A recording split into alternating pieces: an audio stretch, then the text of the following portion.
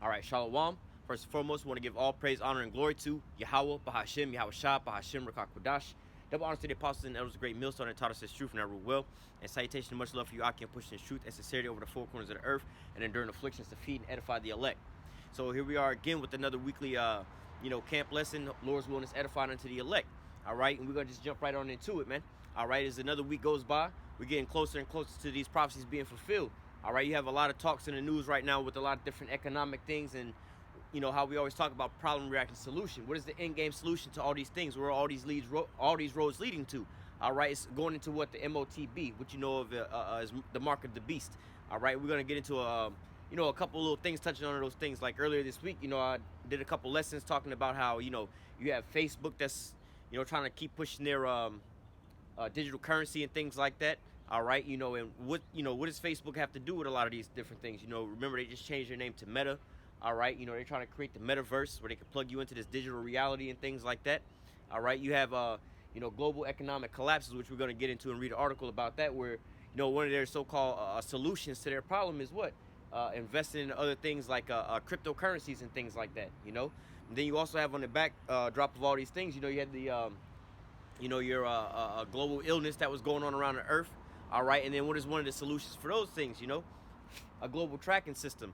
All right, your verification mark to make sure you got these, certain mandates implemented inside you, man. All right, so like I said, all roads lead to what? The MOTB. But let's go ahead and jump into it because, hey, as you see, you can feel it, when you go to the stores and everything else like that, man. All right, grocery store bills, what you would normally get for your weekly grocery store shopping, all right, is increasing. All right, even with the gas prices that was going up for a while, it's starting to go back down, but hey, they go up really high and then they come back down to a higher level than what they were before, and people are at least happy with that. It's like, oh well, shit, gas was 3 something, and now it is skyrocketed to $4.19, and then it skyrocketed even higher than that to damn near $5. But then when it come back down to $4.19, you happy with that? But that's higher than what you was paying before. All right, and people don't understand these things, man. You also have these shortages of certain things on a grocery store shelves where you can't even find these items no more, man. All right, or it's taking forever for things to get shipped unto you. All right, and hey, you try calling customer service for certain things. You have certain things go out and they tell you, hey, well, we ain't got nothing for you, man. All right, so hey, we're pretty much, how they say, America's circling the drain right about now. But let's jump into some scriptures real quick. Let me start out here in the book of Isaiah, chapter 24. I'm gonna start at the top. It says, "Behold, Yahweh maketh the earth empty, and maketh it waste, and turneth it upside down, and scattereth abroad the inhabitants thereof." All right, and that's the end game goal here, man. All right, the Lord's gonna have to come and destroy this whole place because why? The whole place is polluted, man. All right, everything is turned upside down. Everything is how does the scripture say? The scripture say your sins have reached unto heaven. So now all of a sudden you have to be a holy cleanse, man. Because hey, everything is we'll get into it, but everything is so-called tainted, man. All right. So it says, and it shall be as with the people, so with the priest, as with the servant, so with his master, as with the maid, so with her mistress, as with the buyer, so with the seller, as with the lender, so with the borrower, as with the taker of usury, so with the giver of usury unto him. And just going into that with usury and things like that, how do I put interest and things like that, man. You're starting to see interest going sky high on a lot of different things, from one, your taxes. Your taxes are skyrocketing to where you're bringing in a smaller amount of money. If you could think back a couple years back where, if you was making $10 an hour in certain places, man, you was making good money. Then it was $15 an hour, you was making good money. Then $20 an hour, you making good money. Nowadays, you got to have a part-time job and making $20 an hour nowadays, man. All right, because why? Inflation of things is going up. Cost of living is going up. But, hey, really, your paychecks are going up as well, too. But, how do I put it? Your, the cost of living doesn't balance itself out, man. All right, so, hey, yeah, you're getting paid more money. More than you ever been before, but you still can't afford anything, man. Can't even afford to go to the grocery stores and things like that, man. All right, so let's continue on. It says, verse 3, it says, "The land shall be utterly emptied and utterly spoiled, for Yahweh have spoken this word." All right, and hey, again, like I said, ultimately, that's what the end game goal is going to be here, because why? Babylon, speaking of Babylon, her sins have reached unto heaven. All right, you squeeze this here place dry, man. You squeeze this here place to the point to where, hey, there's nothing left but to just wipe the slate clean, man. In a financial sense, where you've accumulated so much debt, you've accumulated so much, things that you can't pay for anymore. What happens? You have to just claim bankruptcy and just, start, getting rid of everything. What they call a liquidation, man. And we have to let things go for whatever you can just to try to pay these here bills, man. all right, then you're still in the hole. And that's what you have going on right now, man. All right, America's, because the sins have reached unto heaven, man, everything's tainted from the minds of the people, all right, the institutions, and they're taxing the hell out of people, man. You have people that's out here, you know, that you try to tell them certain things that's quote unquote common sense, but it's not even common sense to them, man. All right, they don't have any problems with these things, man. You know, I was having a conversation with somebody with this here, with them. Slack it. Let's let this madness go by. We're having a conversation with somebody the other day that eats you know, plant-based foods and things like that. You know, if that's part of your diet, all right, cool. But you know, they were you know, they've been fed this a certain type of information. It's like, wait, you want to eat the plant-based food? You want to be a vegan or vegetarian, or do you want to be a meat eater? Because it seems like all the things that you're eating, all right, is basically imitation meat. You know, you eating plant-based chicken, plant-based burgers and things, everything that looks like meat instead of just eating straight vegetables, right? And I'm thinking, I'm like, man, what is that? That's, you know, that's what the agenda is for everybody in the long term, man. You know, you'll be eating some shit that you think is steak. It's not really steak, man. You're eating some stuff, you know, because, hey, you can't even afford the real thing no more, man. All right, same with the so-called tiny living. They have people, oh, this is the new fad. Let's have tiny living and get rid of everything, living with less. You know, let's start Ubering, not buying cars. Hey, that's just to the point to soften the blow to or where you're living in a time now where you can't even afford to buy a car, man. So now, you know, you have people like, hey, man, we can't even afford us to buy an entry-level or cheap car nowadays because it's too expensive. But you have this generation that's been bred into that, like, well, I need a car anyway. I'm going to just Uber everywhere I go, you know? Or people who can't afford groceries and things like that. Why would I want to go to the grocery store when I can just, you know, go out to eat at these little, you know, eating McDonald's, subpar foods, man? All right, they're transitioning you into a mind to live on such a low standard, and you don't even realize these things, man. So this is why the whole place has to be emptied out, because, again, the minds of the people are so far gone that they're basically starting to, you know, in one sense, they're starting to be comfortable with oppression, be comfortable with having nothing. They've had everything taken away from them, and now they're comfortable. There was this lady some years back that said, in the future, you'll own nothing, and you'll be happy about it, man. And that's what you know, you're starting to see these things happening to you, man. But, hey, you know, on the other side of that coin is these people really aren't happy with these things, but they don't really know how to communicate these things. They don't understand why they're upset. But, hey, this is why the Lord has to sit there and destroy all these things, because everything is tainted, man. All right, even the mindsets of these people, man. All right, hey, and Salakia, you know, fucking all these different noises and things that you can hear. But, hey, we'll just speak a little bit louder. But continuing on, verse 4 says, the earth mourneth and fadeth away, the world languish, and the earth mourneth and fadeth away, the world languish and fadeth away, the haughty people of the earth do languish. And just like I was saying, man, you know, they, you know, I was quoting that lady said that you'll own nothing and you'll be happy with it. Well, you're to the point now where, you know, you even have the haughty people of the earth, you know, the proud people of the earth, those that's going out here doing wickedness and things like that, or not even so-called blatant wickedness, that's, you know, not even the people that's, you know, not saying they're going out and robbing and killing people like that, but just the people who aren't in the truth, that's just living their life, serving the flesh and things like that. Hey, they're not even happy with the way things are going nowadays, man. All right, you know, you have all these people, hey, for example, you know, there's a saying about how, you know, women nowadays living in a time frame where they're the freest, have the most liberties and everything else, the safest and everything else. Well, how come they're the most miserable at this here point in time, man? And that saying is really true for pretty much all you Americans, man. You know, you got the freest that you've ever been. All right, you know, you're able to do the most things you've been able to do in the whole world. Got all these different options and things like that. Well, how come you're upset, man? All right, you know, you have a lot of these people of the community, we'll call them that.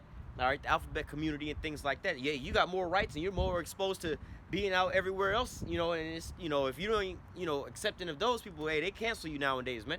But even those people are out here mourning, man. They're like, hey, this is just too much. Y'all got too much stuff going on out here, man. All right, this is above and beyond anything that they desired, man.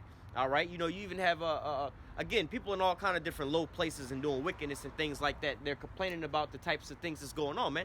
Scammers complaining about scams. Drug addicts complaining about the drugs. All right, people that's just, again, everybody's complaining about the condition of the world that we're in. That's how you know you're in a bad place, when the haughty people, the proud people of the earth, man. The people that's out here that's supposed to be just, you know, like the scriptures say, set a mark upon the foreheads of the men that sigh and cry for all the abominations that be done in the midst thereof. This place is full of abominations, man. If you're in your right mind, you should be abhorring about this here place. But it's crazy when you have the wicked of these people out here complaining about how wicked this here place is, man. And they're the ones that's promoting and building this here place up, man.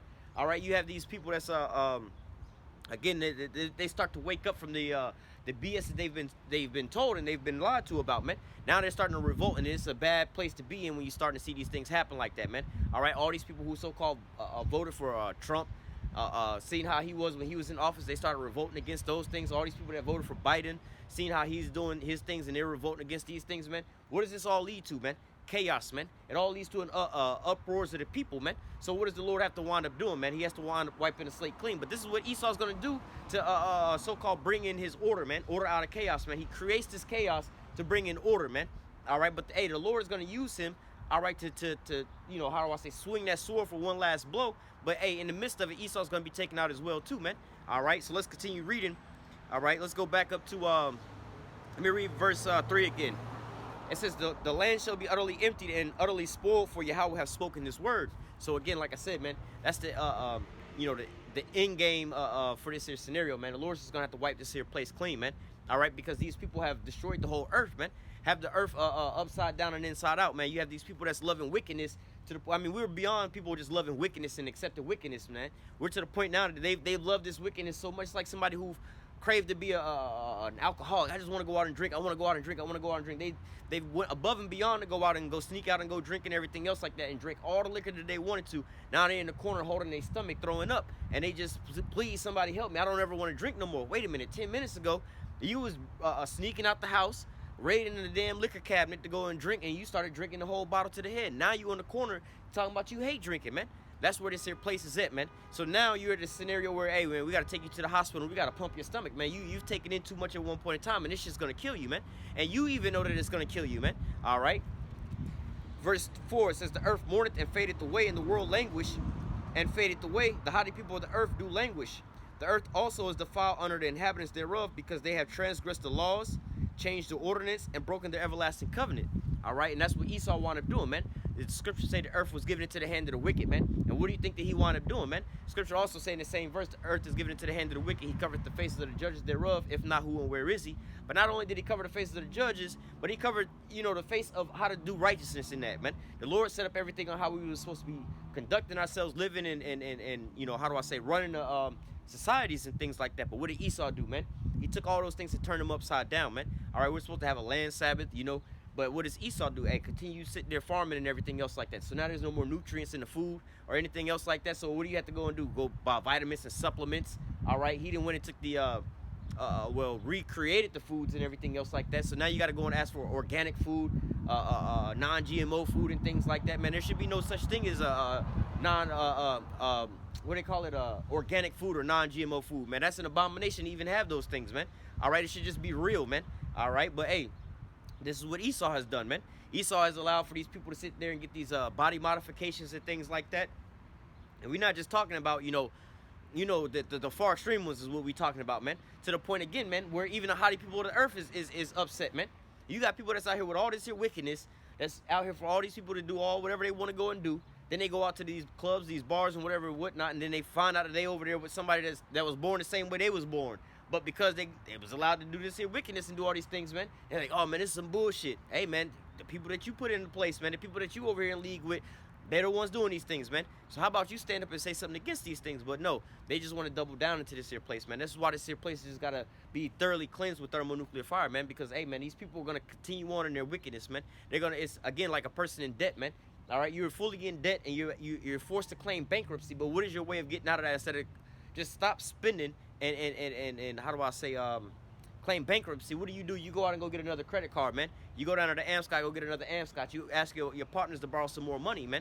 So what is that going to do? Just put you further into the hole, man. All right, and that's what this here place is doing, man. Spiraling out of control rapidly. All right. It says, let me go back up. Verse 4, it says, the earth mourneth and fadeth away, the world languish and fadeth away, the haughty people of the earth do languish. The earth also is defiled under the inhabitants thereof, because they have transgressed the laws, changed the ordinance, and broken the everlasting covenant. Therefore hath the curse devoured the earth, and they that dwell therein are desolate. Therefore the inhabitants of the earth are burned, and few men left. All right, and again, like I was saying, man, your best bet is just to go and file for bankruptcy, man. All right, just try to wipe the slate clean for it as best as possible. But what do? You go out and you go get more credit cards. You go out and you go get more debt, man. You just double on down, man. You want to, oh, well, let me try my chances over here. Let me try my chances over here. Let me just up and move and go to another place, man. That's not stopping this here wickedness, man. All right, all these things have to ultimately be wiped away, man. Wiped clean. But hey, these people out here, they don't want to repent. They don't want to come back to the Lord. They don't want to, try to change their life for righteousness. But what do they want to do? They want to continue on in their wickedness, man. Maybe we could just vote in another president. Maybe we could just try a different way. Maybe we can go our own way. Maybe we can go get our own lands. Maybe we can set up our own ways of being. Maybe we can try a different type of lifestyle. Maybe we can do all these other things that's contrary to the law, man. All right, these people have how do I put it, a sick way of thinking, man. All right, because the fact that they, again, the only analogy I can give you to understand that is, look, you in debt, and instead of just, hey man, you're being advised to just claim bankruptcy, but what do? You go out and you create more debt, man. Let me read this real quick. It's, Ecclesiastes chapter 12, verse 13. Let us hear the conclusion of the whole matter. All right, this is the whole point. It says, fear the Most High and keep His commandments, for this is the whole duty of man. But people refuse to do that, man. People refuse to turn back into the Lord. People refuse to seek out the truth. People refuse to hearken unto the law, statutes, commandments. And what do? They go under their own ways, man. All right, this is a generation that's pure in their own eyes, man. This is a generation that's walking after the lust of their own flesh, man. All right, and look at what it's got you the whole time, man. Believing and following after this damn devil. And where's the devil led you this whole time, man? Into a pit, man. And this is where these people at. They're crying out from the pit, but yet and still they don't realize, they don't, they don't want to seek out salvation, man. They want to just, nah, we don't need his help, man. We don't want to hear about the Holy One of Israel, man. Let us figure it out on our own. How about we've been doing the things the so-called traditional way. Let us do these things the new modern way. I'm like, nah, it ain't that. We've been surviving for so long this way. I mean, granted, we've been in a lot of wickedness, but this is the most wickedest that we've ever been at on the face of the earth. But yet and still, you don't want to go back into, following after the law, statutes, commandments to live a healthy life. But this is the simplicity of mankind right about now, man. All right, how long you simple when you love simplicity, man? You don't want to hearken unto the Lord, but yet you want to go after your own ways. But look at what your own ways have bought you, man. Following after Esau, man, and look at what it's done unto you, man. All right. Matter of fact, let me grab that as a precept, because this is the ultimate blasphemy, man. All right, we'll continue on with that in Isaiah 24, because there's something else I want to get to. All right, but Isaiah 24. Oh wait, it's actually this way.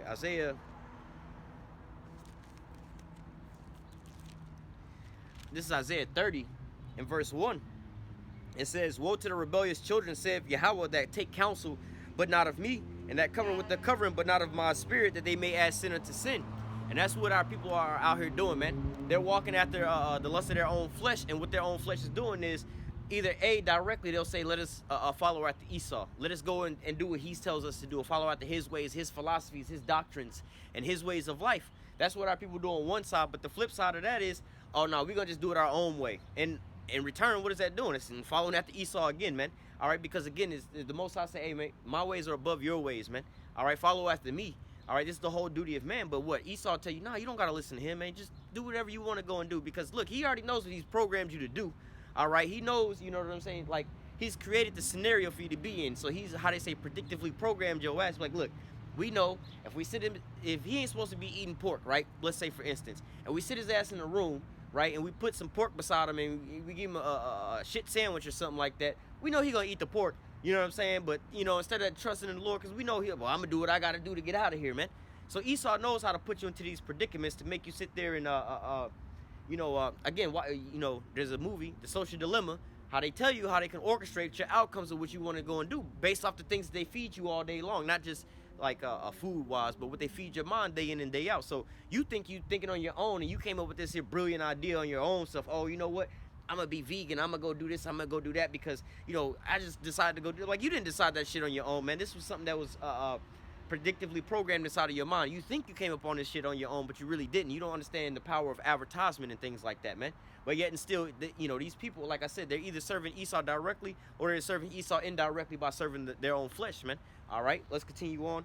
Isaiah chapter 30, verse 1 again. Woe to the rebellious children, saith Yahweh, that take counsel, but not of me, that cover with the covering, but not of my spirit, that they may add sin into sin. And another example of that is to the fact of, they'll say, you hear people saying, especially talking to Jake, man, oh, y'all believe in that Bible and everything. Why would I want to listen to that? That's the white man's book. That book's been holding us down forever and ever and ever and ever. Like, nah, man, so-called white man tainted your mind with this here book, but with the idea of this book, but not with the things that's in this book, man. All right, just like you have the idea of so-called Jesus was born on Christmas, All right, that's nowhere near in the Bible, man.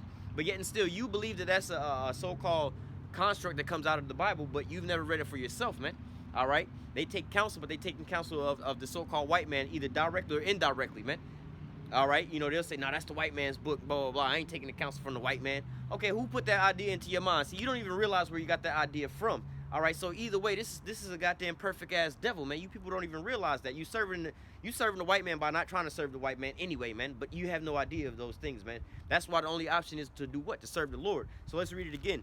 Isaiah 30 and verse 1. Woe to the rebellious children, all right, because they're stiff-necked people. You could tell them a billion times. We go in week in and week out and we show them the facts of the Bible, man. We do lessons on these things, man. And you know what, Lord's will, I'm gonna start getting them more into those types of lessons again. You know, going into showing our people who they are according to the scriptures, man. All right, you know, we would think that this is, you know, these are elementary lessons right now. You know, this is just the milk of the scriptures. But hey, you know, that helps build people up, man. All right, and give them more assurance and things like that, man. Because hey, you know, you have people waking up to this here truth every day. All right, and that's the foundations of all these here things, man. Finding out who you are, finding out who the Lord is, and everything else like that. Because you know, when you learn about those things, you learn who the characters are in the Bible and everything else like that. It makes way more sense. All right, you know, when you know, because in the scriptures they literally tell you, hey, you know, no marvel for Satan has transformed himself into an angel of light. So when you go into church and you see that so-called white man on that picture, you're like, no, nigga, this is the devil right here. You know, the Bible tell you about this, man. How he opened up the books and he wanted to paint his images like himself. Let me see if I can find that real fast.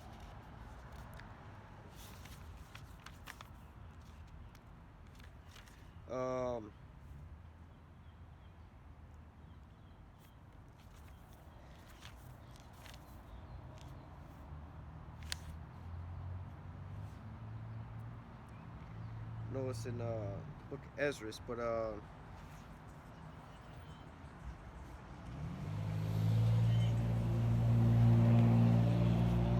don't want to get too far off topic. Let me see if I can find this.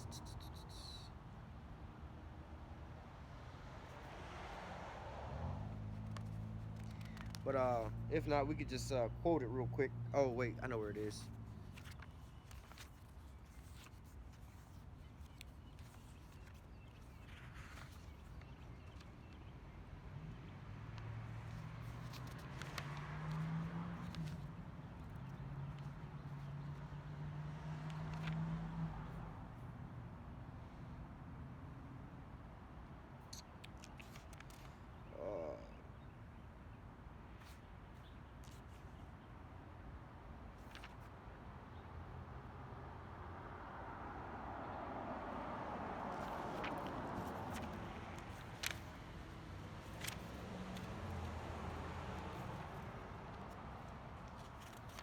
Might have to look this up, but nevertheless, let me see. Let me look this up real quick. But nevertheless, hey, the scriptures say, you know, hey, we quote the one in Job 9:24 about how he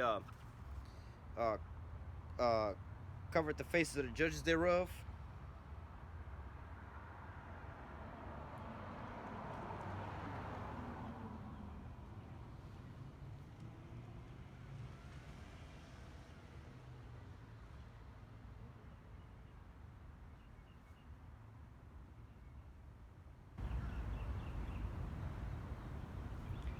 Let me see.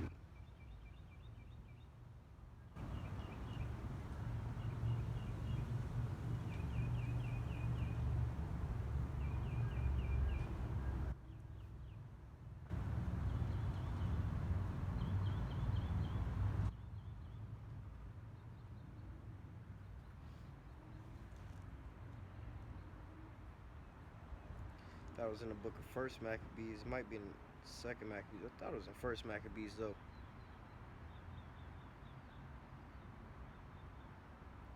Oh, I found it. All right. First Maccabees 3:48. It's one chapter off. But nevertheless, let's get back to this real quick.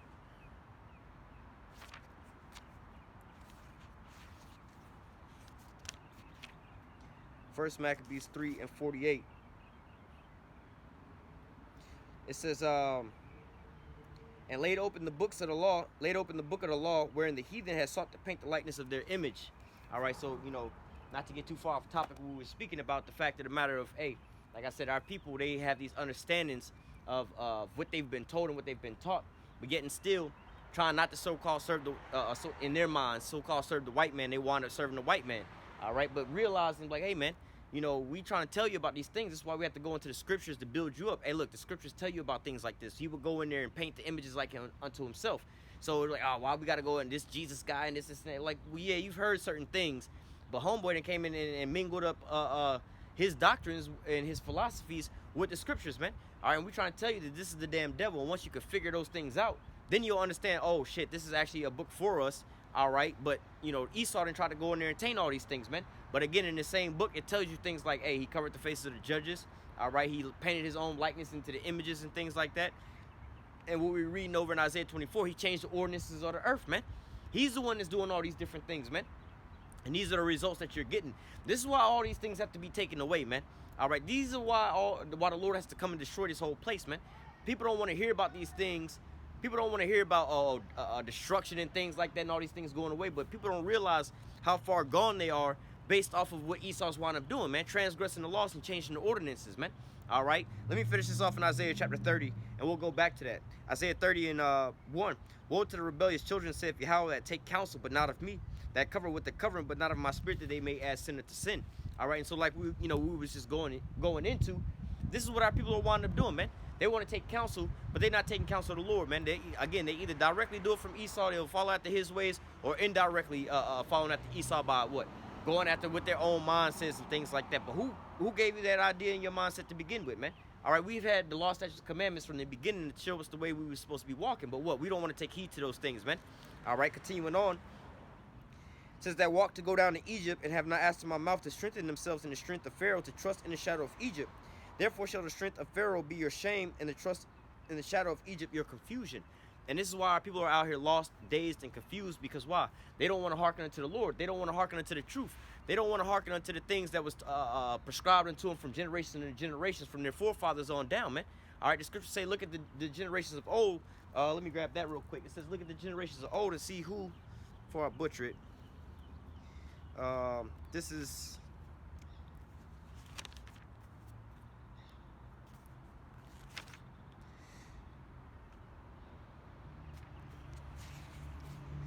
This is, man, let me just start up a little bit. This is the book of Sirach.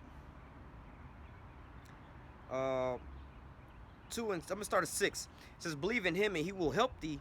Order thy way aright and trust in him. All right, so, hey, this is the ultimate in-game goal, man. For our people, man, we're supposed to be following after the Lord and serving the Lord. All right, it says, ye that fear the Lord, wait for his mercy, and go not aside, lest ye fall. It says, ye that fear the Lord, believe in him, and your reward shall not fail. Ye that fear the Lord, hope for good, and for everlasting joy and mercy. Here's the point. Look at the generations of old, and see, did ever any trust in the Lord, and was confounded, or did any abide in his fear, and was forsaken? Or whom did he despise that called upon him? So again, you know, going back into trusting in the Lord, taking counsel from the Lord instead of taking counsel from Esau, man. All right, look at the generations of old. This is why we have these scriptures, man. All right, to look at the men that was before us, man. All right, the things that was written aforetime was written for our learning and our understanding, to show us how we supposed to be walking. Show us the proof that we should be trusting in the Lord. Show us the proof that we should be taking counsel of the Lord and not taking counsel of our own self, not taking counsel of our enemy, our oppressors, man. These are our oppressors, and we wouldn't even know, you know, hell, we wouldn't even know that we have oppressors if it wasn't for this here book, man, because that's how much of a brainwash that we have out here, and we'll think that one another is our oppressor, man. But yet and still, hey, that's a form of it too, man. Esau will have our own people oppressing our own people in a so-called kind way, man. Teaching you how to do certain things and teaching you how to do, just believe in what you want to. You got a whole generation nowadays, man. Going back to Isaiah 24, man. Everything is out of order. Everything is out of whack. That's why all these things got to be destroyed, man. You have a generation, like, what does the scripture say, man? Spirit of rod, spoil a child, man. All right, you're supposed to be disciplining your children, man. But what is this new generation? Nah, this is what happened to me when I was a child. And I ain't like it. So look, I ain't gonna raise my kid like that. But see now, you being raised up with all these generations of monsters, man. All right.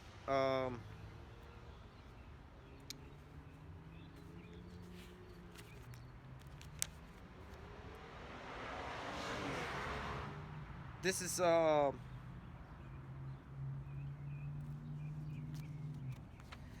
Second Ezra chapter 5 and verse 8. There shall be confusion also in many places, and the fire shall be oft sent out. Again, and the wild beasts shall change their place, and menstruous women shall bring forth monsters. And this is where we, like I said, man, because they wanted to change the ordinance, changes the ways of the way the Most High had things set up, man.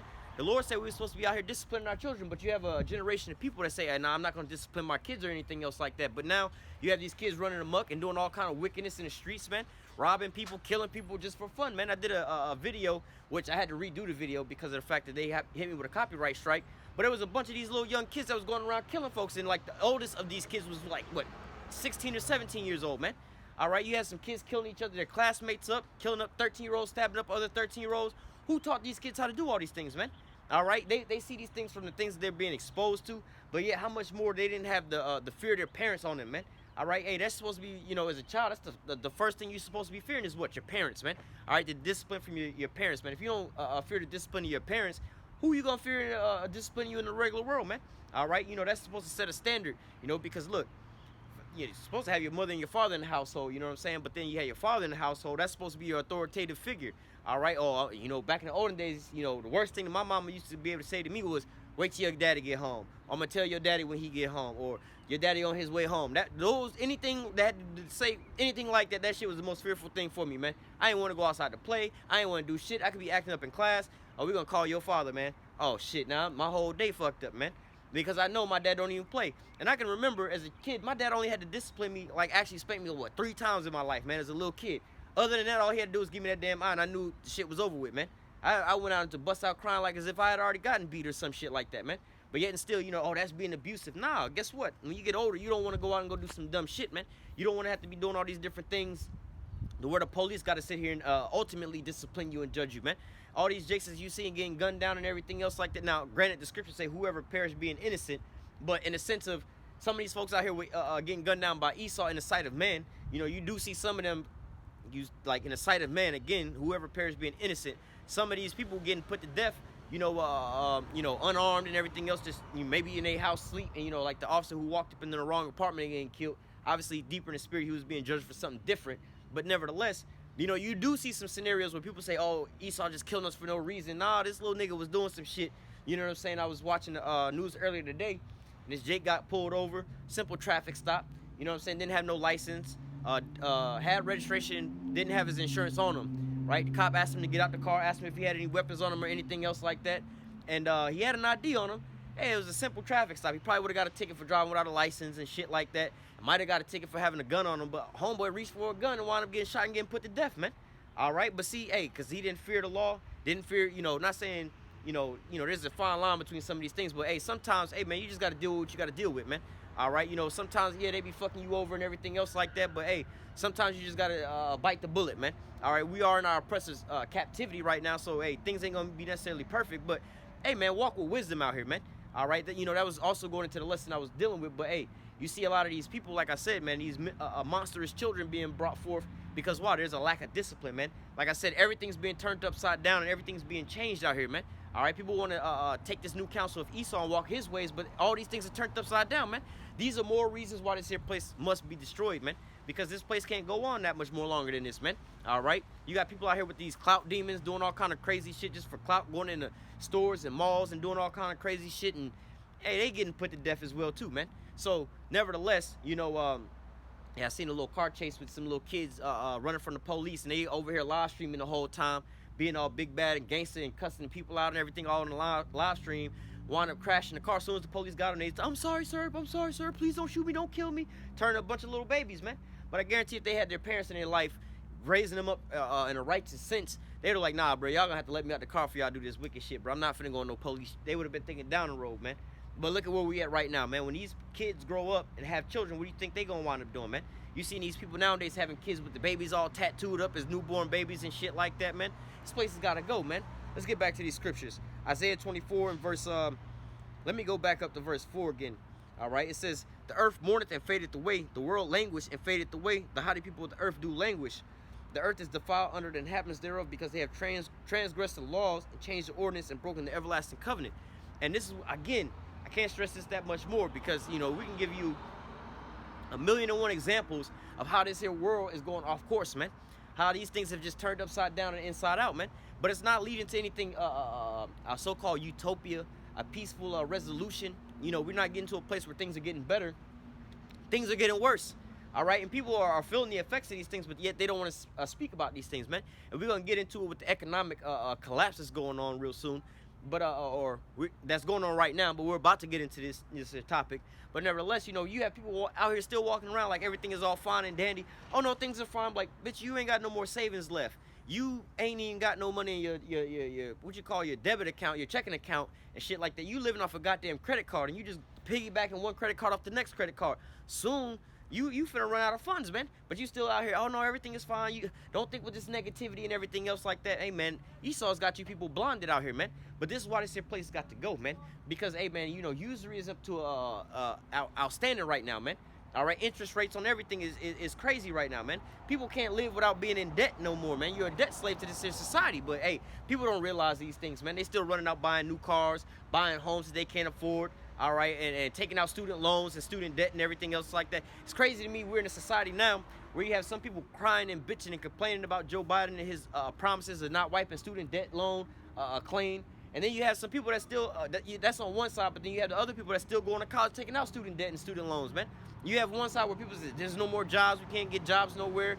I'm defaulting on this and I'm defaulting on that. But then you have on the other side, you still have people that's going to college taking out these goddamn loans, man. These are stiff-necked people, man, hard-headed people, rebellious people, man. These people they're not going to learn. This is why they just have to be put to death at the end-all, be-all, man. All right? See, look at this madness, man. Bunch of wickedness going on. But nevertheless, let's continue on.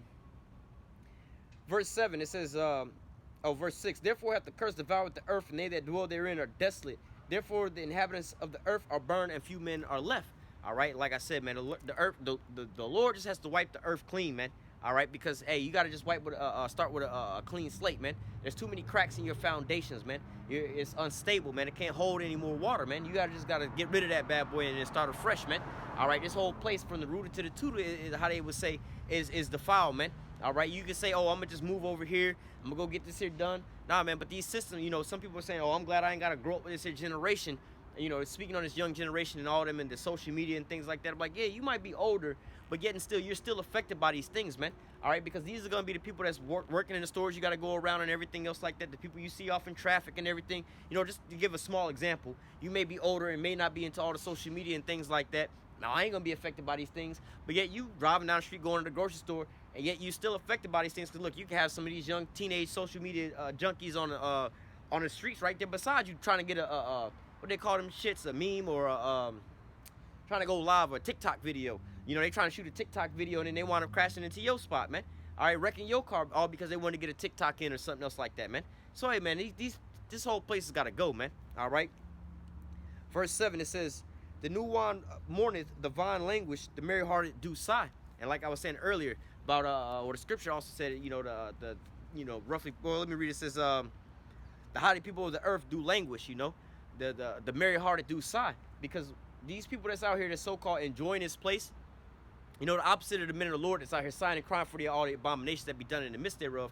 The rest of these people, man, they're not even having fun no more, man. This place is, you know, you have some of these people that's out here mourning for a lot of these things. How are we gonna get by with these things? A lot of people having to move and downsize from their homes. A lot of people having to take on 2 and 3 jobs, part-time jobs, driving Uber, and we talking about people who done went to college and got, you know, quote-unquote, decent paying jobs, man. But because of the fact that grocery prices are going up, gas prices are going up, man, we got to sell this here car where we can fit all our kids in and go get a smaller car, and y'all going to just have to stay home. We can't take y'all nowhere, man. And if we got to go somewhere to take all y'all, we going to have to order an Uber for that shit, man. I can't afford to keep paying for this here gas and this here minivan or this here SUV to carry all my kids around. So, look, we're going to have to downsize to go get a little 2-seater or something that only, you know, I can use it just to go to work. Or I can't afford to go to work over here. I can't afford to go to work down there, so I got to just take a lower-paying job right here and work from home, man. All right? All these people are complaining of what? You know, all the people who wanted to live in this so-called place, have this place go on forever. Like I said, when we talk about this place being destroyed, this place has got to go. There's a group of people that's, no, there's still hope. This is why y'all thinking all negativity. Like, how much longer you love this captivity, man? How much longer you simple ones when you love simplicity, man? How much longer will you love your oppression and your captivity, man? But now you're starting to see some of these people are starting to even push back at these things and kick back at these things, man. You see them when you go to the gas stations, at the gas pumps. Man, gas is getting kind of high nowadays, man. Oh, why you think gas is going up, man? You got these people that's over top of you that's playing with your livelihoods and things like that. At the grocery store, lines, they're saying the same things, but yet and still, these people don't realize that, hey, they're part of the problem, man. they're part of the building up of this here place, man. Because hey, like the scripture said, a little leaven the whole lump. All right, they allow this here little bit of wickedness to permeate, and then look what it turns into, man. They don't want to stand up. Oh man, you worried about the little small shit, man. Don't worry about that. Don't worry about that. All right, man. You keep letting this devil keep controlling every goddamn thing. This is what you have in game goal, man.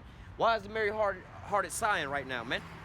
All right, why are you seeing less and less people at these so-called restaurants and going out and eating and things like that, man? Why are you seeing less and less people so-called celebrating and going out to these downtown areas and things like that, man? All right, because hey, they don't really have the funds to go do all these things, man. And the people that are doing these things, they're just drinking themselves into oblivion, man. You see them, alcohol prices and drug prices skyrocketing right now because why? People are at the edge in. All right, they're pretty much done with these things, man. I done lost my job, about to lose my house. I done lost my wife. I done lost this and I done lost that. I'm gonna take my last little bit of money, man. I literally seen this shit happen the other day, man.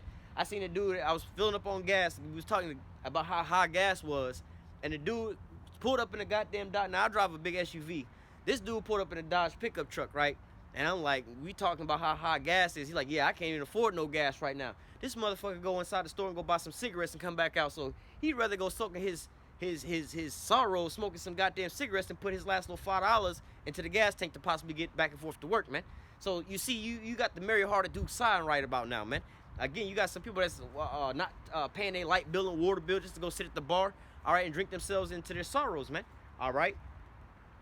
Let me keep reading. It says, the new wine, verse 7, the new wine mourneth, and the vine language, all the merry-hearted do sigh. The mirth of tabrets ceases, and the noise of them that rejoice endeth, and the joy of harp ceaseth.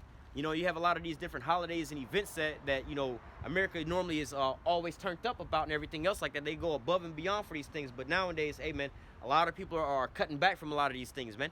I remember a couple years back, coming into this here truth, about telling people, hey, man, I don't celebrate Christmas. We stopped doing all that and everything else like that, man. They look at you like you crazy and everything. But nowadays, as we get into these times now, you ask people, oh, what y'all doing for this and what y'all doing for that? Oh, no, we don't celebrate Christmas no more. Oh, word? You done came into the truth. Nah, we just can't afford this shit no more. I ain't finna be spending my hard-earned money to be buying y'all this and buying y'all that. Oh, bitch, you forced to just not celebrate these things because you ain't got no money to go and blow out on these things no more, man. All right, you have, some of these holidays is just big drinking holidays. And, again, people just need an excuse to cover up for their alcoholism, man. But nevertheless, hey, man, a lot of these different big-ass events, all right, are being toned down to a smaller levels because they know that people aren't really going out for these things, man. And it's not just because of the so-called fear of catching, illness and things like that, man. A lot of those things are pretty much out the window right about now, man. All right, but nevertheless, the reality of it is, they have these blame spots for why people aren't doing this and why people aren't doing that. But ultimately, it's because of economic downturns, man. All right, you're seeing people that the turnouts in the streets get a lot bigger every time they get a stimulus check. When you get a stimulus check, it's like a goddamn block party of all block parties. You see everybody out on the streets, man. But if there's no stimulus check around a holiday or a big day where people are normally out in the streets, man, them streets is pretty much quiet, man. You only got a few people that's out there, man.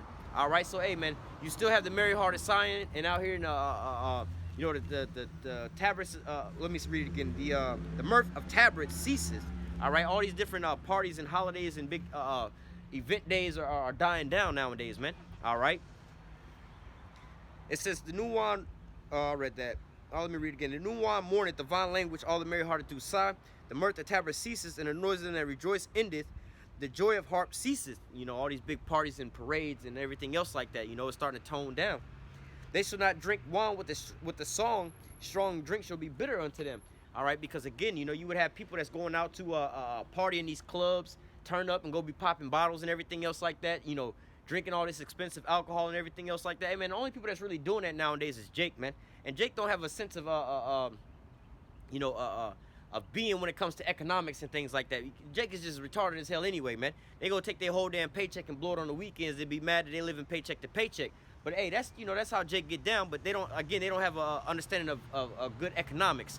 But yet and still, you have all these other folks that's out here, man. They can't afford a lot of these different things. So what? They're not out here going to the bars and the clubs. I'm talking about these Edomites and people that really know about finances. They're not really going out spending a high dollar on all these different things. What are they doing, man? They going back to the house, drinking, or maybe sitting at the bar, having their last little drinks. And now I got to only have one or two tonight, man. Or I got to get the strongest drink I can get to get tore up as fast as possible so I can just go on back home and call it a night, man. All right, so hey, you seen a lot of these restaurants, a lot of these bars, a lot of these night spots, man. All right, there a lot of those places are closing up because they don't have the volume and the numbers that they was having before, man. And people that are going up into these places, you know, they're not spending the type of money that they were beforehand, man. All right, you seen a lot of these women complaining about a lot of different things, man. How come ain't nobody buying me no drinks out in the club no more? They ain't hollering at me in the club. People can't afford these things no more like that, man. All right, and again, you may have some people that's out here, quote unquote, you know, Jake, speaking on Jake, this ball, quote unquote, balling. Nah, I got it. I can do all this and that. Hey, but in reality, it's just all temporary money, man.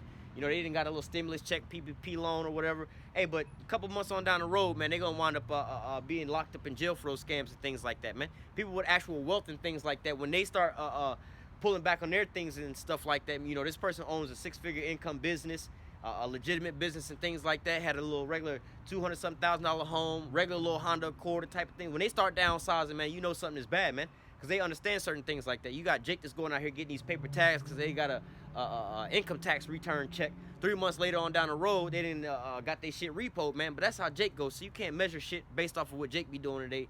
Nah, finances, man. But we talking about how regular people who know about finances do, man. They're not spending this money no more like that, man. And when they are, they're spending this here money, how do I say, in sad and sorrow, man. Oh, fuck, I got to go pay this here money for this. I got to pay this here down payment. You know, you see people buying cars still nowadays, used cars nowadays. They not so-called happy when they get it. Oh, shit, I got me a new car. About to go wash it up. Like, you seeing people buying these new cars. Man, I'll take whatever I can get, man. I had to go sell this car. I couldn't afford it, but I need a vehicle, so I got to go ahead and go buy this here vehicle, man. Or I got to go buy whatever house I can afford to go buy because where I was staying, it got too expensive for me, man. All right? You know, these are the stories that you hear going on around the world, man. All right? Or around the U.S. at least. It says, they should, verse 9, they should not drink wine with the song, and strong drink shall be bitter to them that drink it. The city of confusion is broken down, and every house is shut up that no man may come in. All right, and again, like I said, you've seen a lot of these businesses going out of business. I know I was at a store just the other day, the cell phone spot, and I went inside the little plaza where the cell phone shop was at, man, and it was like damn near 70% of the little plaza was all shut down and things like that, man. Matter of fact, this plaza, like this plaza building I'm at right here, you know, you got a couple of these spots that's inhabited, but then a lot of these spots is what you call vacant and trying to lease out. And then you got a whole construction zone right here where they about to, where they look like they was gonna build up some other things. And we right here in the heart of downtown, man. All right, they shouldn't have all these vacant spots and things like this. It should be booming and booming and booming, man. Right here, this you can't see it, but this little strip right here beside me, man, is where all the little restaurants and things is at right here. Hey, man, but they, you know, you still have some of them people that ain't even got people in those little buildings like that, man. But yet and still, hey, man. This is where we at right now, man. The city of confusion is broken down, man. Why? Because there's a giant economic downturn. Let me read, let me read this last three verses. Verse 10. The city of confusion is broken down, and every house is shut up that no man may come in. There's a crying for wine in the streets. All joy is darkened. The mirth of the land is gone. And so, like I was just saying, man, the mirth of the land is gone out here, man. Hey, you got a lot of people that would normally be out and about, turned up, drunk, walking around in that woo spirit and things like that. Nowadays, they just walking around. They just trying to get a little toasty, forget their little sorrows and things like that, and just keep it moving, man. You know what? Let me just go get me a little drink and just keep it moving, man. I don't even want to go out tonight, man. You know, you have a lot of these people that working at 2 and 3 different restaurants and things because why? Hey, we ain't got that kind of crowd coming in no more buying up what they was buying before. They not tipping like how they was tipping before. So now I gotta go get 2 and 3 jobs, man. All right, this is why you have an explosion of things like OnlyFans and things like that, man. Because hey, people can't afford to live off of a regular income no more. All right.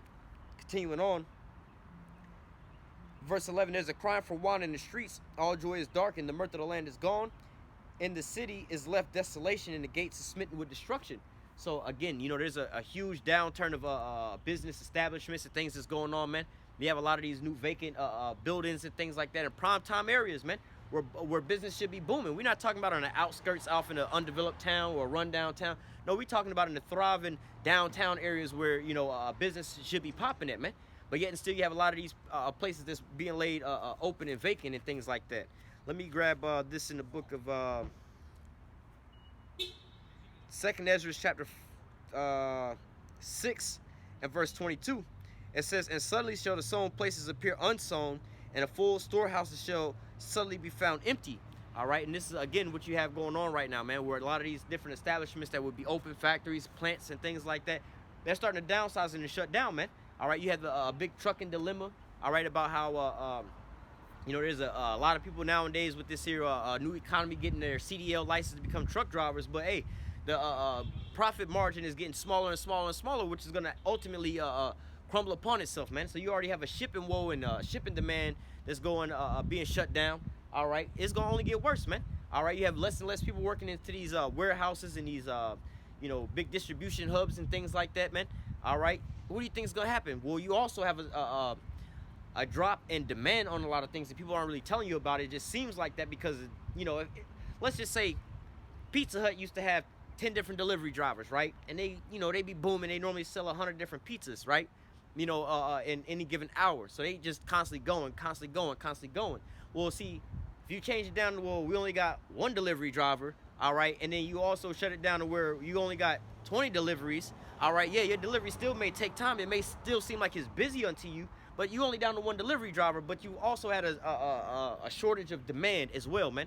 Or you have less people that's going out and being able to afford to buy just certain things. You know, a couple years back, you know, people was just frivolously buying on Amazon, buying all kind of crazy shit. Ooh, what is this? What does that do? Just because, you know, I'm gonna see what this is like and what that's like. Nowadays, people are just sticking to their so-called necessities and things like that, man. People used to just go to the malls and just walk around the malls and just be buying whatever they want to go and buy. Nowadays, it's like, nah, man, it's either do I go to the mall or do I go to the grocery store, man? People are now going to the grocery stores more than to the malls and things like that, spending their hot dollars over there, man.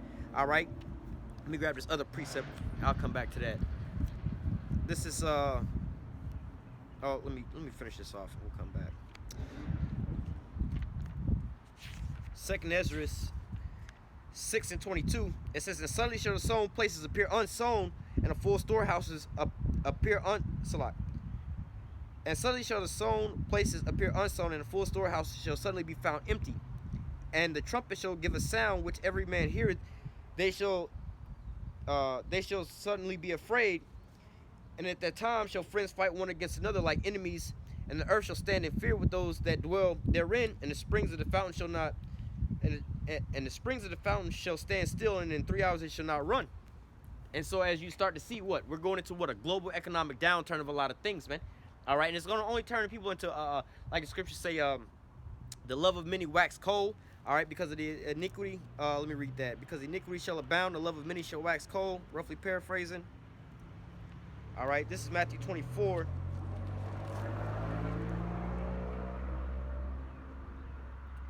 In verse 10, "And many shall be offended, and shall betray one another, and shall hate one another." Verse 12, "And because iniquity shall abound, the love of many shall wax cold." All right, hey, as these downturns are coming down the pipeline, man, people are having to not to say relocate, but adjust their way of living and things like that, man. You used to have people that were super proud, just walking around, spending high dollars, going out shopping and living it up, eating out every single night, you know, shopping at designer clothes and everything else like that. But now all of a sudden they can't afford none of these things, man. They got to move out of their house that they didn't rent it to a small little apartment, and now they in the hood living over there. All right, they was driving a brand new BMW. Now they over here got a Honda Accord, or hell, they over here Ubering and things like that, man. All right, think about what their countenance is gonna be like, man. So now when they just out here, they just mad at the whole world, man, because what's going on? I can't afford this, I can't afford that. All right, you seen them already upset with a lot of their children because, oh, y'all are an expense to me now, man. All right, but hey, these are the things that's going on. But hey, when it becomes a lack of bread, man, you're gonna have great tribulation. Let me read this other precept before I grab this here article. This is Ecclesiastes chapter 12. Matter of fact, let me start at the top. It says, "Remember now thy creator in the days of thy youth, while the evil days come not, nor the years draw nigh, when thou shalt say, I have no pleasures in them." So as we was just reading, man, we're at a time and a place now where people aren't having pleasures in a how do I say? They don't have pleasures in the days that they're walking in no more, man. All right, you have people that's walking around. Just go to your local downtown area and walk around, you know, on the weekend, and just walk around and see the countenance of these people, man. They just walking around quiet, just, you know, walking around willy-nilly, and they ain't so much more happy like they used to be, man. Yeah, you can see some of these, you know, real young folks out here, you know, 19 and 20-year-olds, you know, they still out there in that woo spirit, but they don't really know nothing, man. But you see some of these older folks that's out here that's got, you know, mortgages, rent, cars, and kids and things like that. That's got to go to the grocery store and make life-changing decisions in the grocery store line, cashier, and things like that. They understand that there's a downturn that's going on out here, man. They understand there's an economic unsetting out here, man. All right, you try to call in to certain places, man. I remember I was gonna order a pizza a couple weeks back, and I was remembering, I was like, wait a minute. I used to order this. I would order the same thing, the same little veggie pizza. You know what I'm saying? And Before the shit was like $20-something. Like, damn, this shit kind of expensive. It was like $21-something. Then it went to like $30-something. Like, man, this shit kind of expensive. But I got these little points, so I'm gonna use the points to get the little discount, so it's still $20-something. Now this shit went up to like $40-something. I was like, oh damn, I ain't ordering this shit no more. Last time I checked, man, the same damn pizza was $50-something. I was like, boy, y'all retarded. Boy, I won't ever eat this shit again. All right, I'm like, bro, what kind of shit is this? It's the same pizza, the same size, same ingredients, and everything else like that. But yet and still, we at a time now, you know, where they can. Let me read this real quick. It says, remember now the Creator in the days of thy youth, while the evil days come not, nor the years draw nigh, when thou shalt say, I have no pleasures in them.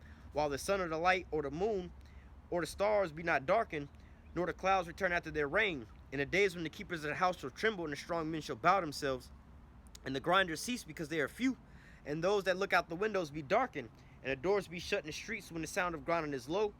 And he shall rise up at the voice of the bird, and the daughters of music shall be brought low. All right, so basically going into all these different things, man. You have these people that are looking up and saying, hey, man, it's not really looking good out here, man. You're looking at the thing again. These are the people that's in the know of how, you know, basic economics and things work, man. You can see, hey, this ain't gonna go good for everybody out here, man. You know, you see certain things like the housing markets right now, man. All right, you have a lot of homes being bought up for, you know, way higher prices than what they are. And people saying, oh, it's a good time to be selling your house right now. I'm like, yeah, you might get more money than what you pay for your house right now. But where are you going to move to? That's the part you're not really understanding. You don't really understand economics, man. This is just hyperinflation that's just skyrocketing right now, man. You know, in places like here in Florida, you got people moving down here from New York because it's too expensive for them to live, but then it's cheap for them to live down here.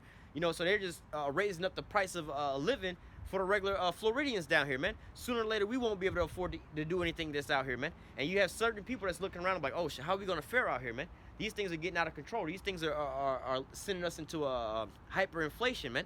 All right, but yet and still, people don't realize. Some people say, oh, no, it's just going to create more jobs over here and do this and that. Like, nah, bro, things are just going to get way more expensive. When these companies, establishments, and restaurants and these people around here realize that with the people that's moving down here can afford to just throw money at all their problems. They don't care how much it costs, because whatever you're charging them, it's cheaper for them than it was what they was paying. All they're going to do is raise their prices. Where they're going to put you at, man? All right, they're going to just put you out of business, man, because you ain't going to be able to afford what these people from up north was able to afford, you know? And then what do you think these people from up north are going to just come and get a job down here? Like, nah, what you was getting paid for a high dollar down here is what they was getting paid for minimum wage up there, man. So they're not going to be, what do you think they're going to just, you know, your local businesses going to raise your prices here to sustain what New Yorkers was used to making as their income up there? Hell nah, man. You're going to be turned for economic collapse, man. And see, these people don't realize these things are coming down the pipeline like that, man. All right, you don't realize that, hey, man, you know, where, you know, for instance, you know, and again, they have a lot of different things they can blame these things on, but we ultimately know this is the Esau trying to collapse this here society for what? To bring in that mark of the beast. But yet they're blaming a lot of things on what? Oh, the pandemic causing the price of, you know, before the pandemic maybe it was a thing. Grocery store prices, food was already skyrocketing, man. Cost of living was going up. All right, you couldn't afford anything. That was, again, like $10 an hour was good money back then. All right, then $15 an hour was going up. Oh, shit's just getting expensive nowadays, man. $20 an hour was kind of good, but then you all of a sudden you have what? The pandemic come and hit. Now $20 an hour ain't worth shit, man. All right, $25 an hour. All right, now you got a war in Ukraine and things like that. Now that shit ain't even worth shit, man. All right, so what? All these things are coming down the pipeline, leading us into what? A global economic collapse. Leading us into what? The mark of the beast. Let me go ahead and read this here article now because, you know, hey, the writing is on the wall, man. All right. Let me read this here precept real quick. Because the writing is on the wall to where, hey, all the things we've been prophesying to you about is all coming to pass right here before your eyes, man. It's not far off, man. All right, it's right here at the door as we speak, man.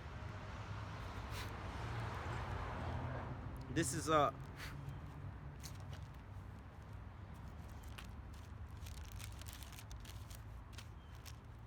this is the book of Habakkuk, chapter 2 and verse 3. It says, for the vision is yet for an appointed time, but at the end it shall speak and not lie. Though it tarry, wait for it, because it will surely come and will not tarry. And so, you know, the vision is yet for an appointed time. And what we're seeing is all these things are starting to come to pass, as we've been telling you about. Economic collapse, all right, wars and rumors of wars, all right, and all these different things. Matter of fact, we can read that as well, too, before we get into these things. Because, look, all these things are being blamed on, you know, the things that's going on with the pandemic, things that's going on with the wars and everything else like that. But nevertheless, let me grab this precept. We know that this is all orchestrated by Esau to bring in what? His new world order, man. All right, let me grab a couple presets before we bring out that article.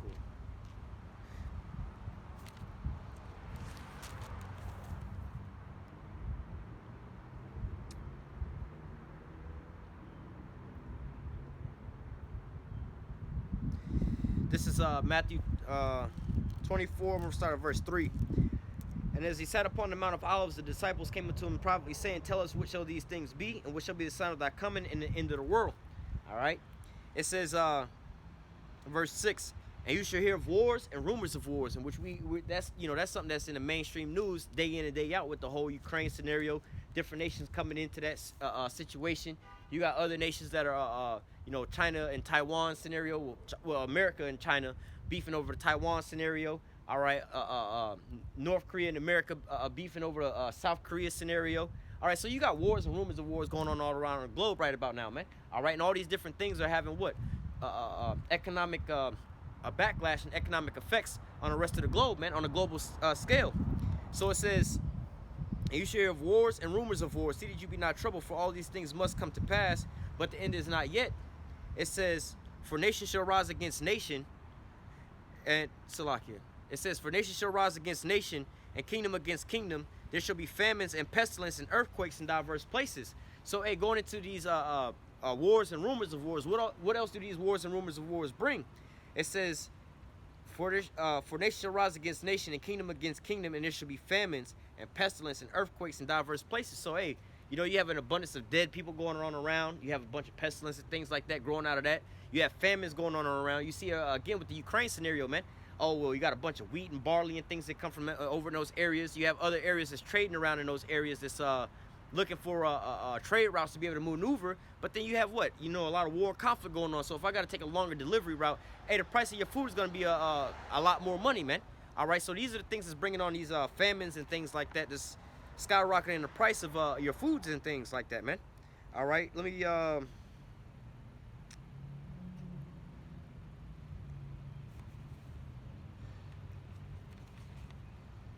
read 2nd Ezra 9. Matter of fact, let me just get to this and we'll come back to that. 2nd Ezra 16 and 17. It says, woe is me, who will deliver me in those days, the beginning of sorrows and great mourning. All right, and again, that's where we're at right now, man. The beginning of sorrows and great mourning, man. You just had coming off the pandemic and things where a lot of so-called people was dying and losing their jobs, losing their houses, losing their ways of life. All right, we were just reading how the city of Mirth is broken down, how all these people are in a time of mourning, lamentation, and woe. All right, it says, woe is me, who will deliver me in those days, the beginning of sorrows and great mourning, the beginning of famine and great death. And so again, we going into these economic downturns of famines, all right, and great death, man. All right, he was talking about how I was listening to an article today about how they was talking about in the World Economic Forum. It's like how people going to be started spending what $1,000 at the damn grocery store trying to buy groceries, man. So what in turn, what do you think is going to happen to a lot of these people, man? They telling you, hey, look, go for some of these cheaper alternatives, plant-based alternatives and things like that, man. Preparing the people to just have a downsize to what they're intaking in their food. That's why I was saying with the things of people going into buying these so-called plant-based imitation chicken and plant-based imitation this and that. Hey, man, they're just preparing you to be like in the movie The Matrix. I know this isn't steak, but it tastes like steak, man. They got you all flavored up with certain things, but this ain't even what it really is, man. All right. Going back, it says, verse 18, the beginning of sorrows and great mourning, the beginning of famine and great death, the beginning of wars, and the power shall stand in fear, the beginning of evils. What shall I do when these evils shall come? Behold, famines and plagues and tribulation and anguish are sent as scourges for the amendment. But for all these things they should not turn from their wickedness, nor always be mindful of their scourges. So again, these are the things that was sent for you to get right. But hey, these people aren't getting right with these things out here, man. These people are continuing on in their wickedness day in and day out, man. So it's just like, hey, you gonna keep turning up? The Most High gonna keep turning up, man. All right, you see these wars and these rumors of wars is going on. People think, hey, that ain't got no effect on me. That's not gonna affect me over here. But hey, what does it wind up doing, man? You go in the grocery store, you seeing your food prices going up. You go to the gas station, you see your gas price going up, man. All right, renting, everything else is going up alongside with all these other things because why? People can't afford to eat. People can't afford to live in these areas, so now they got to move to other areas, raising the price of where you living at, man. So all these things are all having effects and everything else like that, bringing you into a economic collapse. All right. So now let me go into this here article real fast, and we'll get back to these scriptures over here. And Because again, like we read in the book of Habakkuk, hey man, the vision's yet for an appointed time, man. So now we start to see all these things come to pass. Hey, but we've been warning you about these things beforehand, man. All right.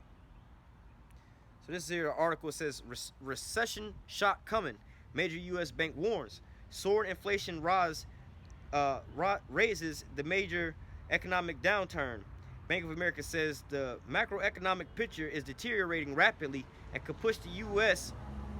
economy into recession as the Federal Reserve tightens monetary policy to tame surging inflation. Bank of America warned on Friday. And so again, they got all these different excuses. Oh well, you got the war in Ukraine, the trade route, you got the pandemic. Now we sanctioning Russia on everything, so this is causing the price of everything else to go up. But again, these are all things being orchestrated from on high, from Esau, for what? To bring in what? The mark of the beast. And they're going to tell you about that in this here article, man. This is what the problem, reaction, solution. The solution is going to be, hey, we just need to go into a digital system, man.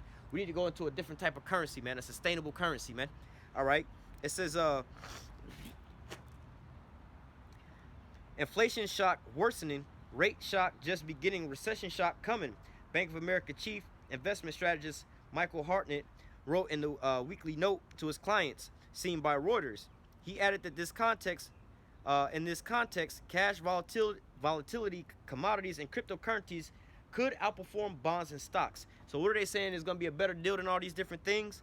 It says cash volatility, commodities, and cryptocurrencies could outperform bonds and stocks. So hey, one of the keynote takeaways in there is the cryptocurrencies, and we know that these governments are putting forth their own cryptocurrencies called what? CBDC, a central bank digital currency. It says earlier this week, J.P. Morgan's chief executive Jamie Dimon said his annual letter to shareholders that the combination of inflation, the conflict in Ukraine, and sanctions against Russia may drastically increase the risk ahead of the U.S. And so again, like I said, they got all these different reasons for why the same outcome is coming, man. Oh well, inflation is skyrocketing. You can't afford anything. But ultimately, they're just putting you into a place of submission. To do what? To submit into this here New World Order system. Let me grab this precept real quick in the book of Revelation, chapter 3. Hang on. This is Revelation chapter 3 and verse 10. It says, because thou hast kept the word of my patience, I will also keep thee from the hour of temptation, which shall come upon all the world to try them that dwell upon the earth. So there's going to be a time where it's going to come to try to everybody that's on the whole earth, man. All right, and it's looking like, well, we already know what it is. It's the mark of the beast, man. As we can read, let me go ahead and grab that as well, too. Revelation 13 and 16. Revelation 13 and 16. And he causeth all, both small and great, rich and poor, free and bond, to receive a mark in their right hand or in their forehead. So, hey, like we were just reading, this is that great temptation that's coming upon the whole earth, man. To try them to dwell upon the earth. And we're just reading about how this economic squeeze, all right, based off of what they say, inflation. Let me go back to this article. It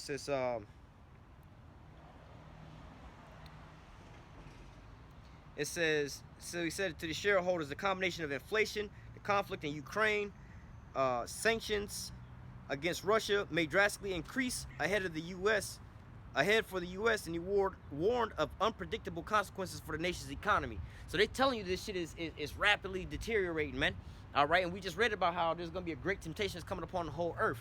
And we're going to get back into it, but it says that no man might buy or sell, he calls us all right, that no man might buy or sell to take this here mark, roughly paraphrasing, man. So look, what are we all going into, man?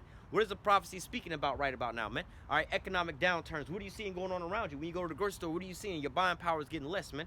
When you seeing you at the gas pump, your buying power is getting less, man. You trying to go out and go shopping for just random everyday bullshit, hey, that buying power is going down, man. People used to just go to the Walmart and the dollar store, just go walk up and down the aisle, seeing what they can go buy, go to Target, go find some shit just to go shopping. Nowadays, people ain't doing that shit no more, man. They going in the store, buying whatever they need, and they getting up out of there, man. All right? It says, on Wednesday, Federal Reserve laid out its plan to reduce the balance sheet while discussing the pace of upcoming interest rate hikes. All right? And that's one thing that people are that's like a hook in a damn fish's jaw, man. The fish, he didn't ate the bait. He don't realize that he hooked. He just swimming and swimming and swimming. He don't realize that there's going to be a point in time where the fisherman going to jerk back and then, fasten that hook inside of his jaw. And then, he can sit there and fight it all day long. But once he get tired, the fisherman going to just reel his ass in, man. All right, this is how you get caught, the 2008 housing recession, man. You know, you ask people why did that happen? Well, they sold them subprime mortgages, all right? And they're like, well, shit that they couldn't afford, basically. But who would go out and take out a mortgage or a loan that they knew they couldn't afford? The people didn't know they couldn't afford it, man. All right, they had these quote unquote adjustable rates. All right, then all of a sudden they adjusted the inflation rate, or they saying in this the inflation rate, but the interest rate. All right, but they adjusted that. Then all of a sudden they couldn't afford it no more, man. All right, if you only had to pay 1% on $100 loan, you know what I'm saying? You might be paying a dollar for every $100 that you borrow. But then if you have to pay 100% on that, now for every $100 you got to pay another $100. Bro, I'm gonna be broke after a while, man. I can't. If I borrow $100, I need $100. Well, I can't afford to pay you another $100 back at that, man. I'm gonna go broke trying to do this shit, man. All right. So let me finish this here article off. It says on Wednesday, the Federal Reserve laid out its plan to reduce the balance sheet while also discussing the pace of upcoming interest rate hikes as it confronts inflation running at 4-decade high. So for the last 40 years, this shit's been at an all-time high, man. It's like a rubber band. At a certain point, it's going to have to come back, man. If you know anything about stocks and things like that, man, the stocks in the stock market don't just continuously go straight up, man. They go up, they go down, they go up, they go down, and they, you know, they move around like that. But they don't continuously go up, man. All right? It says investors expect the regulators to hike its key interest rates by 50 basis points at next meeting in early May. So they telling you, man, coming around the corner, man, it's gonna be even you think it's hard right now to maneuver economically and things like that. Hey, man, they telling you it's about to just get worse and worse and worse out here, man. All right, moving you to a global economic collapse. There was another article that gave this number of let me just read this here number. It says global government debt about to explode. All right, it says let me just read this paragraph. It says let me read these two. It says a new report by British asset manager Janice Henderson said that the global sovereign debt is expected to surge by 9.5% this year to a record $71.6 trillion. The increase in debt will primarily be driven by the United States, Japan, and China. All right, so hey, man, you know the U.S. is amongst that number that's drowning in this global debt, man. All right, and what do you think that they're gonna do to bring in to solve this here problem reaction solution, man? Let's read about it. Revelation chapter 13 and 16. And it caused all, both small and great, rich and poor, free and bond, to receive a mark in their right hand or in their foreheads, and that no man might buy or sell save he that have the mark or the name of the beast or the number of his name. All right, and so going into that, man, you know, you're gonna have a scenario to where, look, you got hyperinflation, people can't afford anything. All right, it's like, look, man, we don't want your dollars no more because you're gonna need, you know, $100,000 to go to the grocery store just to go buy you some bread and some ramen noodles, man. Like, we can't just be sitting here in line while you count out $100,000 for some bread and ramen noodles. So we're gonna need to create a whole new currency, man. All right, and you're gonna have people that's gonna be we can read about it, but let me go back to this precept real quick, and then we'll go to this other precept. But you're gonna have people that's let me read this. 2nd Ezra 6 and 22.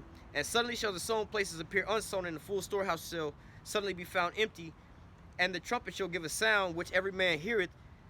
They shall be suddenly afraid, and at the time shall friends fight one against another like enemies, and the earth shall stand in fear with those that dwell therein, and the springs of the fountain shall stand still, and in 3 hours they shall not run. So you're gonna have friends fighting against one another like enemies, because why? A great economic downturn, man. All right, so we were going back into 2nd Ezra, where we're talking about Lamentations, mourning, and woe, and all these different things, wars, and all these different things coming upon the earth, man. These are the things that's coming down the pipeline for you average everyday Americans, man. All right, everybody's walking around. Let me read this other precept that's further down.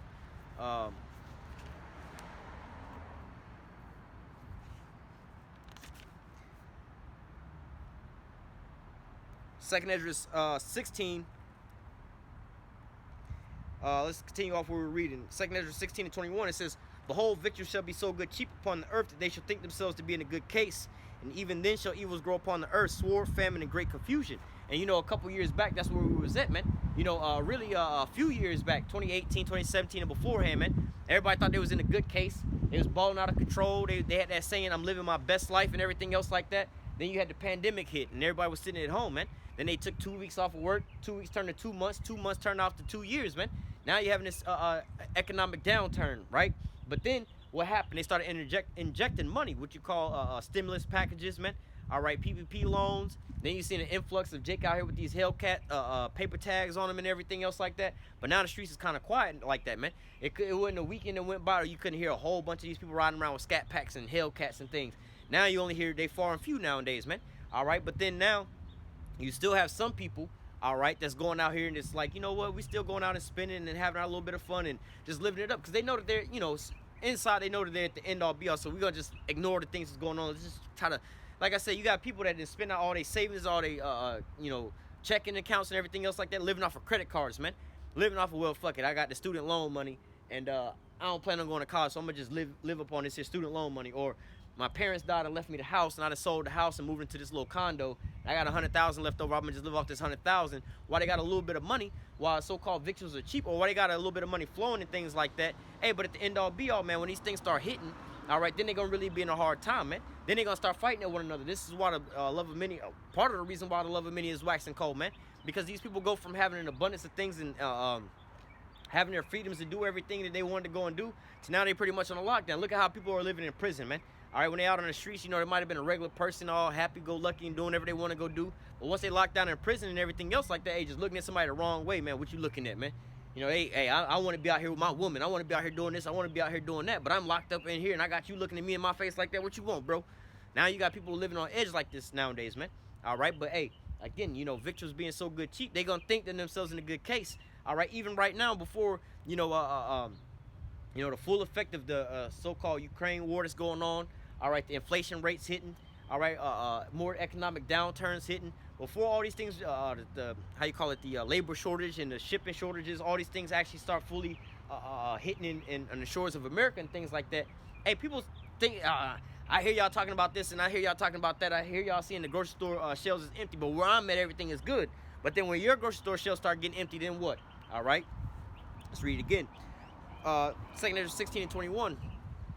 Behold, victuals shall be so good cheap upon the earth that they shall think themselves in a good case.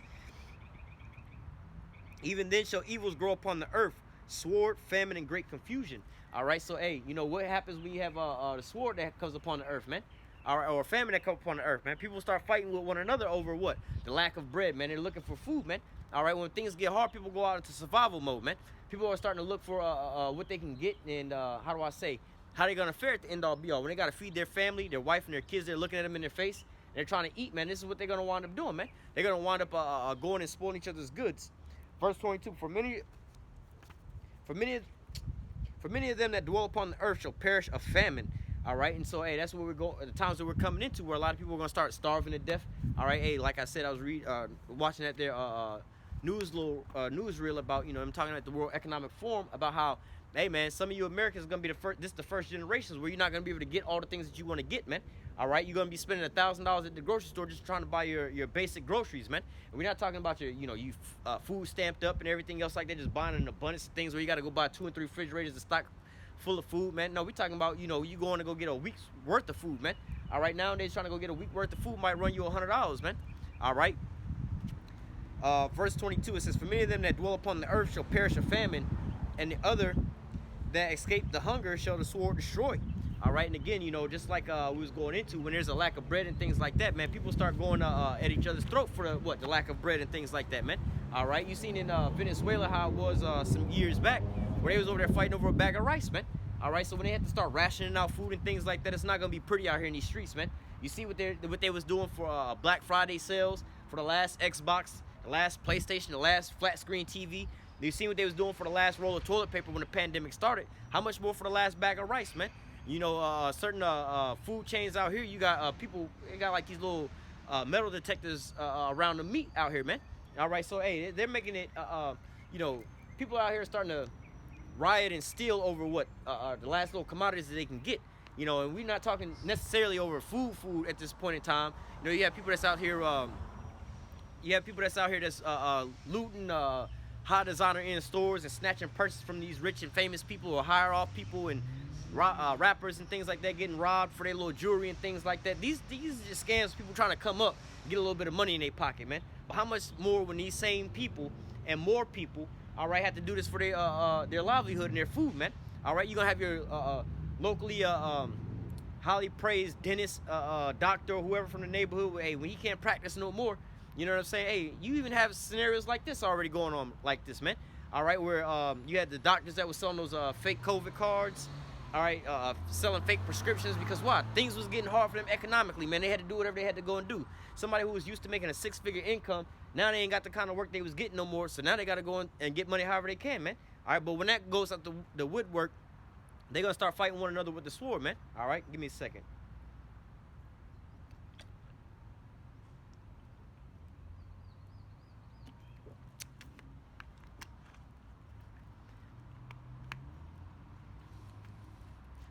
Yeah, when people get down to their last little threshold of hunger and things, and they result back to survivalism, man. All right, let's continue on. Verse 22 again. For many of them that dwell on the earth shall perish of famine. You gonna have people starving to death out here, man, just because they can't afford groceries, man. All right, they're gonna be out here. Hey, man, you know we gotta stop ordering the dog food, man. Well, we can't feed the dog no more. Might as well eat the dog, man. All right, and then after that, you're gonna be looking at your own kinfolk, your kids. All right, you're gonna be looking at your husband, your wife. All right, then you're going to be looking at your neighbors, and then you're going to be plowing through their shit, man. All right. For many of them that dwell upon the earth shall perish of famine. The others shall escape the hunger, shall the sword destroy. All right, because, hey, man, you know, you're going to have some people that's going to have food, all right, and they ain't going to, you know, they're not going to be starving to death because they got some food, but guess what? Somebody going to be kicking in your door to get your food, man. All right, you might be stocked up with food, but then what? The neighbor come kicking in your door because you got food and put your ass to death and take your shit, man. All right. It says, and the dead shall be cast out as dung, and there shall be no man to comfort them. For the earth shall be wasted, and the city shall be cast down. There shall be no man left to till the earth and to sow it. All right. So, you know, going into, man, let me just jump down. Verse 27, so that one man shall desire to see another and hear his voice. For of a city shall there be left 10, and 2 of the field, which shall hide themselves in the thick groves and in the clefts of the rocks. So, hey, again, going back to the survivalism, man, you're going to have, like, what you see in the movie The Purge, man. These are the times that we're coming into where people are going to be, you know, somewhat, you're going to be desiring to hear another man's voice. Like, prime example of that movie, I Am Legend, all right, where Will Smith was in there. He was setting up the little, how you call it, the little mannequins and things to talk to them. Matter of fact, there was even a better movie. It was a TV show called The Stand. They had basically the same scene in there, man. There was a virus that killed off everybody, you know, the majority of the people, all right, and they was going from city to city and town to town, and there was this dude in there, his name was like Tom something, but Tom Cullen, and he M-U-O-O-N, that spells Tom, he's some retarded nigga, but anyway, he was designed to see another person, man. So what he did was he basically had it to where he took all the mannequins out the store, he went to the downtown area, took all the mannequins out the store, put them all outside like they was celebrating and shit, and had like a whole block party. It was him and the goddamn mannequins and things like that, man, desiring to see another person. And then another person came by, you know, traveling, and he was happy as shit to see him, man. All right, and then they found another woman living off in a warehouse, and she was happy as hell to see them. And guess what? You know, Isaiah 4:1 came into play, man. She was desiring to basically sleep with this dude because she was lonely as hell, man. But then, you know, she wound up, you know, offending the dude or whatever, and they were, you know, she tried to kill their ass, man. But then as the two dudes was walking down the street, they was trying to go to this other location or whatever. They was going down the street and they seen a pickup truck coming from afar off. And the one dude was like, hey, oh shit, let us hide. You know, one was deaf and mute, and the other dude was like mentally challenged, right? So he was like, oh shit, man, there's a truck coming. They might be like old girl who tried to kill us back there. And you know what I'm saying? So they was afraid to see another person. So let's read that again. All right, it says, verse 27, so that one man shall desire to see another and to hear his voice. For of a city there shall be 10 left, and 2 in the field, which shall hide themselves in the thick rock and in the clefts of the rock, or in the thick groves and in the clefts of the rock. So, hey, you know, you have, well, I'm going to read further down, but nevertheless, you had, in that scenario, where, hey, yeah, they was desiring to hear another person's voice, because they was so damn lonely and didn't hear nobody. Again, going back to the I Am Legend movie, man. All right, yeah, he had the little mannequins and things like that. He was desiring to hear somebody's voice, but I forgot what he named the mannequin, Fred or whatever. He rolled past Fred. He seen Fred had them moved. He's like, oh shit, are you a friendly or are you a foe? Are you a good person or a bad person? Then he met the chick at the end. He didn't know if she was a threat to him or not, man. So you're going to be desiring to hear somebody else's voice, but then sometimes you hear somebody else's voice. You don't know if they're a friend or a foe, man. You don't know if this person's coming up to take what you got left, all right, or if they in need of some kind of help, or if you're going to be willing to help them, or if you can take some advantage of them, man. So, hey, man, you can escape the famine, but then the sword might catch your ass, man. All right, it's gonna be like a real life purge out here because all of what an economic downturn, man. But then what they'll have certain scenarios and areas where you can come over here and eat, you can come over here and be fed and everything else. But all you got to do is you got to take this here MOTB, the mark of the beast, man. You know, no man gonna be able to buy or sell safe. He either have the mark. You know, there was a another show somebody was telling me about where there was like something happened. I don't know if it was a virus or zombies or some shit like that. It was like you ain't got to worry about the virus catching your ass. You got to worry about the other people out there catching your ass, man. Because the other people out there that's cast out of this scenario, they are more of a threat to you than anybody else because they were cast out of the regular society. And you got the whatever it was, whether it was a virus or zombies out there that was trying to kill you. You know what I'm saying? Like, well, they out there with that, but then you got the people that's faring, you know, all right, they inside this little jump off. But in order to be in a jump off, you got to bow down to this here basically oppressive government, man. You know what I'm saying? I mean, I got the gist of it, you know, from what they were saying, you know. But hey, you know, that's how it's gonna really be in these days, man.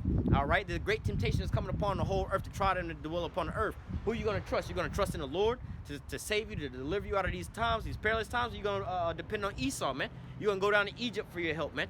Which one are you gonna depend on, man? So this is why, you know, we go into these here lessons to build up your faith into these things and to warn you about these things that's coming down the pipeline. So you, at the end all be all, you're not gonna say, oh, I didn't know about these things. I didn't know that this was happening. I didn't know that this is what it was, man.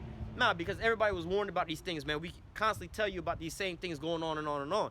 We make it plain that he may run and read it. We tell you about these articles and what they're leading to, what the end game goal is gonna be, and how to escape these things, man. But yet and still, you know, our people they love simplicity, man. The doors of repentance was open unto them, but they abused the ways of the prophets, man. All right, let's go back to this here scripture. Verse 31. Even in those days shall there be 3 or 4 of them left. Even so, in those days there shall be 3 or 4 left by them that search the house with the sword. All right, so hey, you know they're gonna be going through and searching the house with the swords, man. Going and seeing who got food and who don't got food, man. Kicking in your door and seeing who got supplies, who don't got supplies. All right, there was a different little show like that as well too, where you know they was, you know, they had to, you know, these people was on a little road trip, and again there was like a little virus or something that happened, and they had to go get medical, you know, medicine and things like that. They needed food and they needed gas. In fact, the first scene rolled out like that, man. They was driving and something happened where they was swerving or something. They was fucking around in the car, winding fucking their car up. Right now they damn near in the middle of the desert. And they they came across a dude who said he needed some gas, but the little girl, he had a little girl who was infected with the shit, and you know. They was like, nah, we can't give you no gas. We can't do nothing for you. And they had to wind up taking off. So now they driving down the street drunk, playing around, wrecked their car, had to go back to the dude with the little girl who was infected and try to get the gas from his ass, man. And held his ass at gunpoint and everything else like that, man. And then wound up taking them. And so what they was doing on a little road trip down the road, man, stopping at every house they could find, going inside the houses with the guns, trying to find if they had any food in the house left over, any goods or any medical aid and things like that, man. So this is gonna be a bad time and a bad place for you to be, you know, stacked up into your house when these times are coming to pass, man. All right, let me go back to 2nd Ezra 15 and 14. It says, woe to the world and them that dwell therein. It says, woe to the world of them that dwell therein, for the sword and their destruction draweth nigh, and one people shall stand up to fight against another, and swords in their hands. All right, and so hey, you know, here in America, you got more guns in America than you got people. All right, and you got 30 million people roughly in America, and you got more guns than that here in America, man. So you know you're gonna have a lot of these people that's rolling around. That's you know, mercenaries, not mercenaries, militia groups and things like that that's rolling around. You know, that's gonna be in the early stages because hey, you know, you rolling around with a militia group of like 15, 20 people and things like that. Yeah, y'all gonna be dominating some shit in the early days, but then when y'all get to scarce supplies, we gotta feed 20 people, man. All right, it'd be better off if I only had to eat for just myself. Think about how many houses we gotta kick in to be able to get enough food to feed 20 people, man.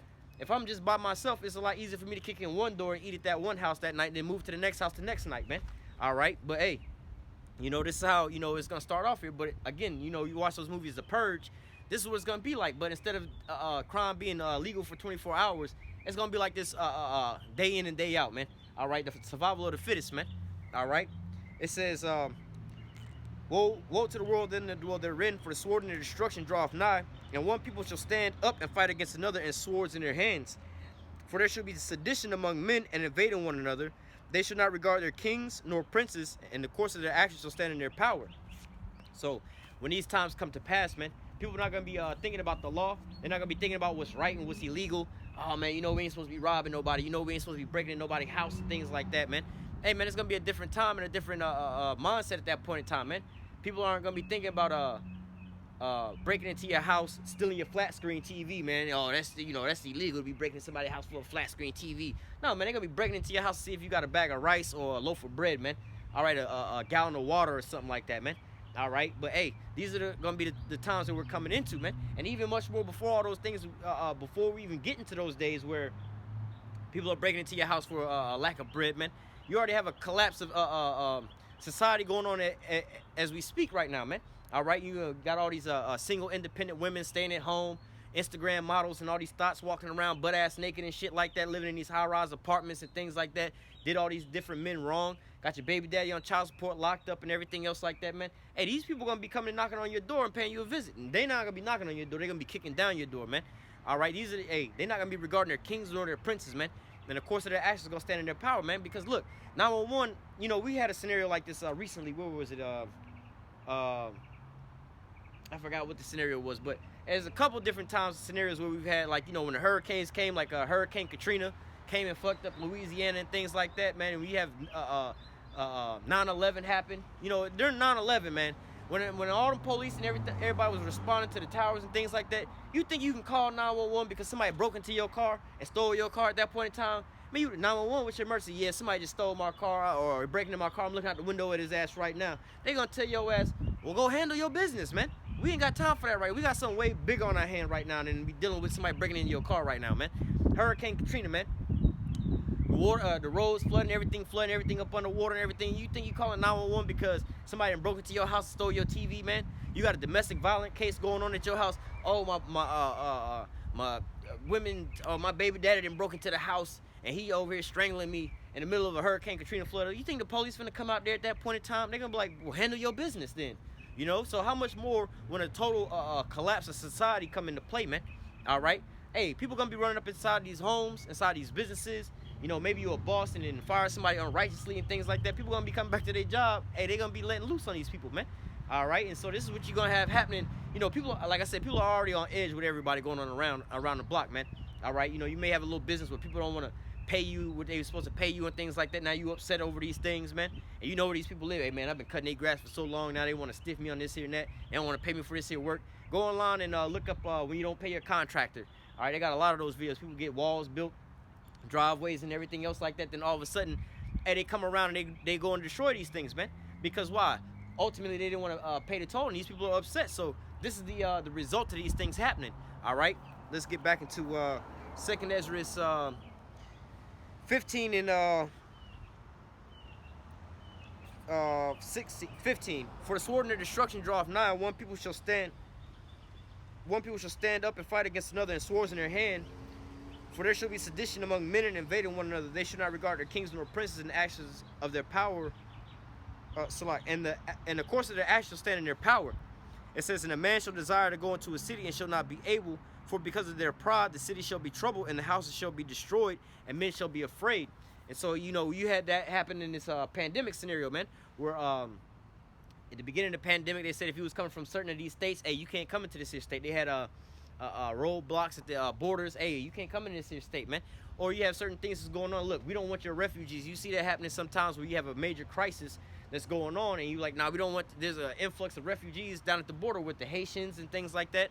All right, where they was like, nah, we gotta close off our borders so all these immigrants coming up here and everything else like that, man. How much more than, let's say you have something major happening in a certain state, all right, and you have a lot of people that's trying to leave that state because of how you say the how they say the no police zones and everything else like that. Let's say you have the collapse of the police departments and things like that. It's just turning to the wild, wild west out there, man.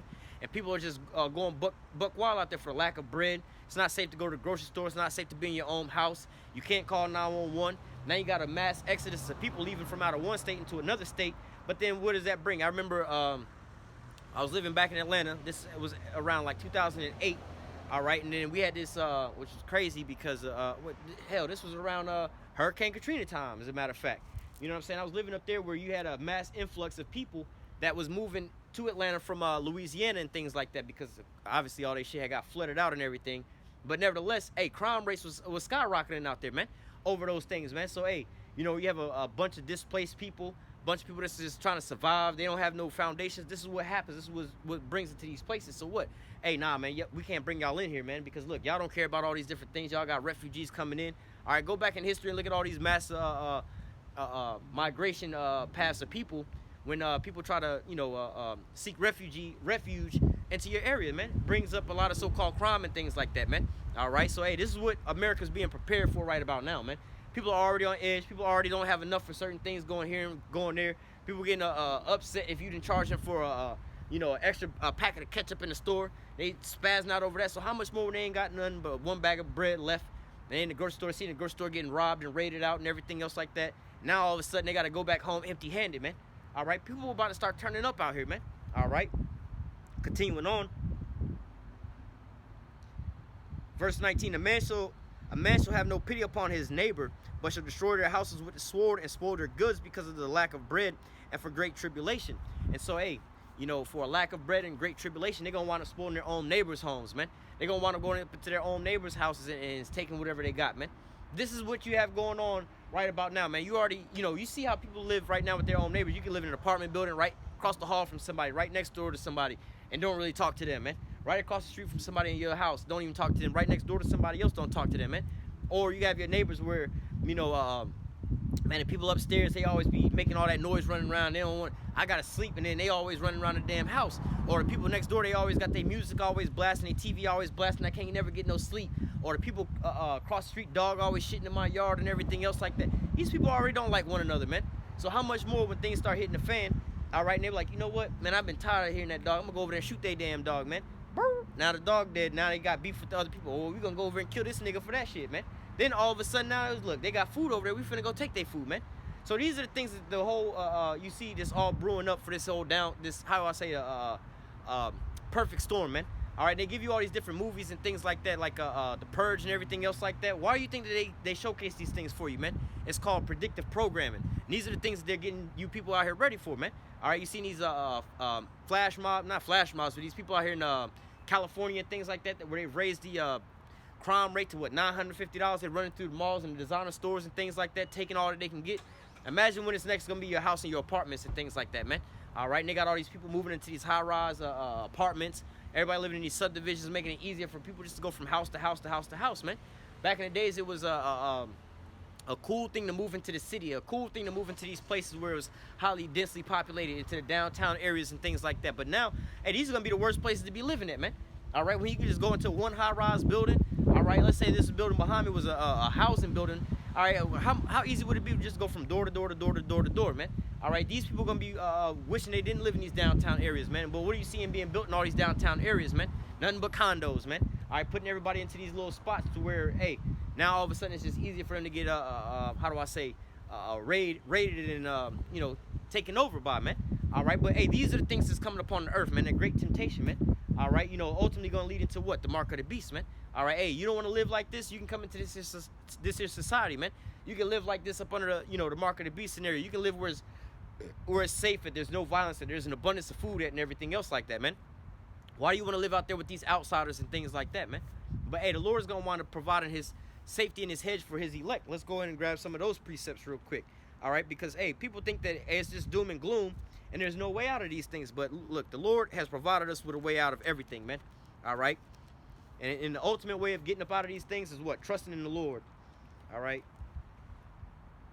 This is, oh, too far.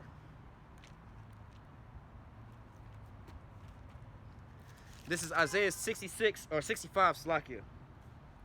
And verse 13.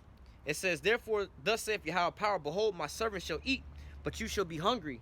Behold, my servant shall drink, but you shall be thirsty. Behold, my servant shall rejoice, but you shall be ashamed. All right, and what's the compared contrast there, man? All right, the Lord's servants, those that serving the Lord, man.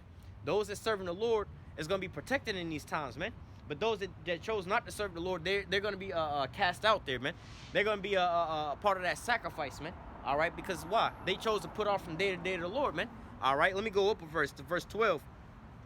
All right, matter of fact, let me read down and then we'll go backwards a little bit. All right, this is Isaiah 65 and 13 again. Therefore, thus saith Yahweh, Behold, my servant shall eat, but you shall be hungry. Behold, my servant shall drink, but you shall be thirsty. Behold, my servant shall rejoice, but you shall be ashamed. All right, hey, and the servants of the Lord rejoicing because why?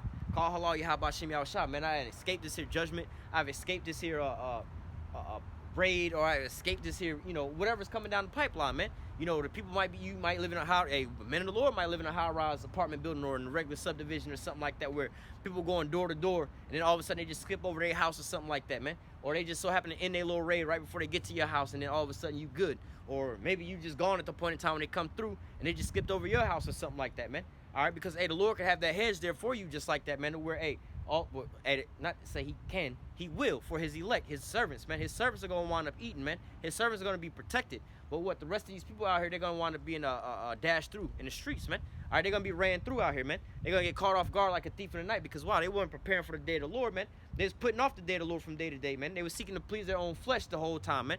All right, going back, it says, behold, my servant shall rejoice, but you shall be ashamed. Behold, my servant shall sing for joy of heart, but you shall cry for sorrow of heart and shall howl for vexation of spirit.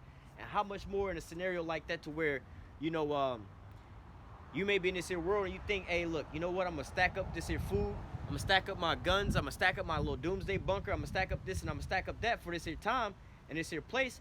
But ultimately, the Lord will have it to where, hey, somebody came and took your shit right then and there before you can even get to it, man. All right? Oh, you got your little doomsday bunker and things like that. But guess what? Before you can get to your doomsday bunker, hey, there was a story I heard about that just today. About this dude that I forgot where it was at, where he was living at. But there was a guy that was going around peeping out where people had these doomsday bunkers. Every time they would buy a doomsday bunker, he would go find these people and wind up killing them all off, man. He wound up being caught, obviously. That's how I know about the story. But, hey, he was going around killing people who had these doomsday bunkers, man, who had stockpiles of food and everything else like that, man. So, hey, man, they was howling for vexation of spirit, man, when they probably getting caught, tied up and tortured. Hey, where your bunker at, this and that. And the last thing they thought, oh, shit, we about to get killed over our bunker. Our so-called safety nest is the thing that's bringing death unto us, man. So, hey, they didn't get to enjoy that at the end-all, be-all. But guess what, hey, man, the government and the police might not have never found it, but what, the Lord could have his servants come across that same little stockpile of food in that day, man, and wind up feeding his servants that way, man. All right, so hey, this is why the servants of the Lord gonna be rejoicing, while the rest of these people gonna be out here howling for vexation of spirit, man. They're gonna be out here hurt because why? They're gonna be sitting there saying, "Damn, man, we thought we had everything under control. We thought we had everything, to go in our favor, but nothing's going our way, man." All right. Let me go to let me read this while I'm right here. Isaiah 60. Well, let me go up.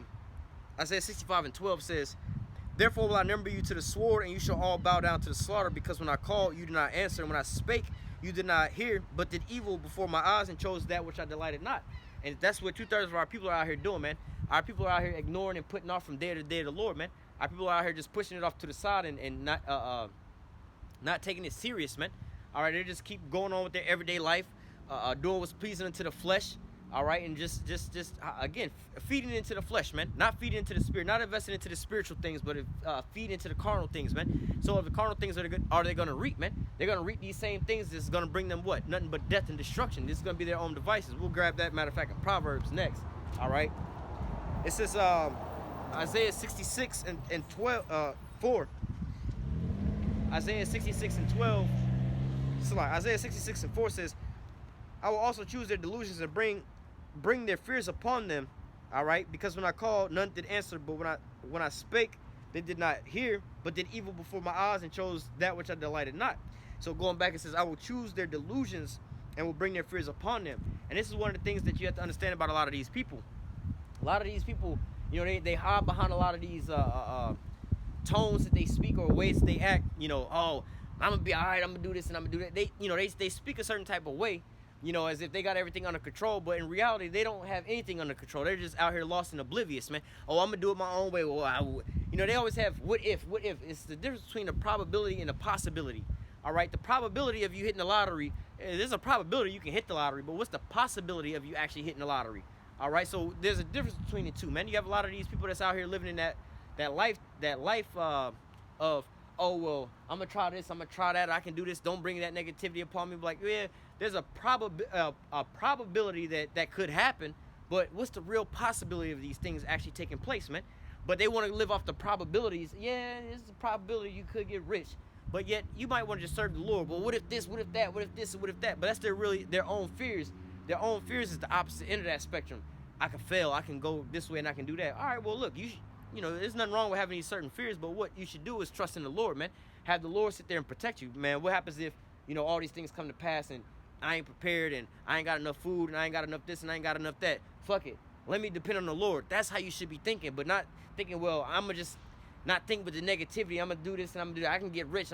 Nah, man. All right, so now the Lord's about to bring your delusions upon you, man. All the things that you thought that wasn't going to happen unto you is now happening unto you, man. All these people who thought that they could get along and get away with certain things, now all these things are happening unto you, man. And this is one of the things that really destroys people worse than the actual action that's actually going on in them, man. The mindset of the things that's in their minds, man. Like, fuck, man, I ain't think, you know, talk about people who, you about to go rob some shit. Like, look, man, I ain't gonna go do that with you. I'm gonna get caught. Oh, stop being scared. We ain't gonna get caught. We ain't gonna get caught. Man, the motherfucking police come around the corner and everything. They running, they scared. Back in their mind, oh, shit, I'm about to do some time. I'm about to go do this. I'm about to go do that. So now it's actually coming in their minds. Their worst fears are coming into their minds, man. It's coming to plague them, man. You ever see how people think that the worst thing that they didn't want to happen started happening right at the point in time where they didn't want it to happen at, man? Any other time this shit wouldn't have happened. Any other time they wouldn't have walked through this here door. Any other time nobody would have came and bothered me at this point in time. But the one time that I didn't want these motherfuckers to walk in on me, they walked in on me, man. How did that happen? Hey, the Lord is choosing your delusions, man. Because you chose not to serve the Lord. You chose not to come into the Lord when the Lord told you to come unto him, man. You chose to put off from day to day seeking the Lord, man. All right? Let's go back, you know, I had quoted this a little while ago, how the Lord's going to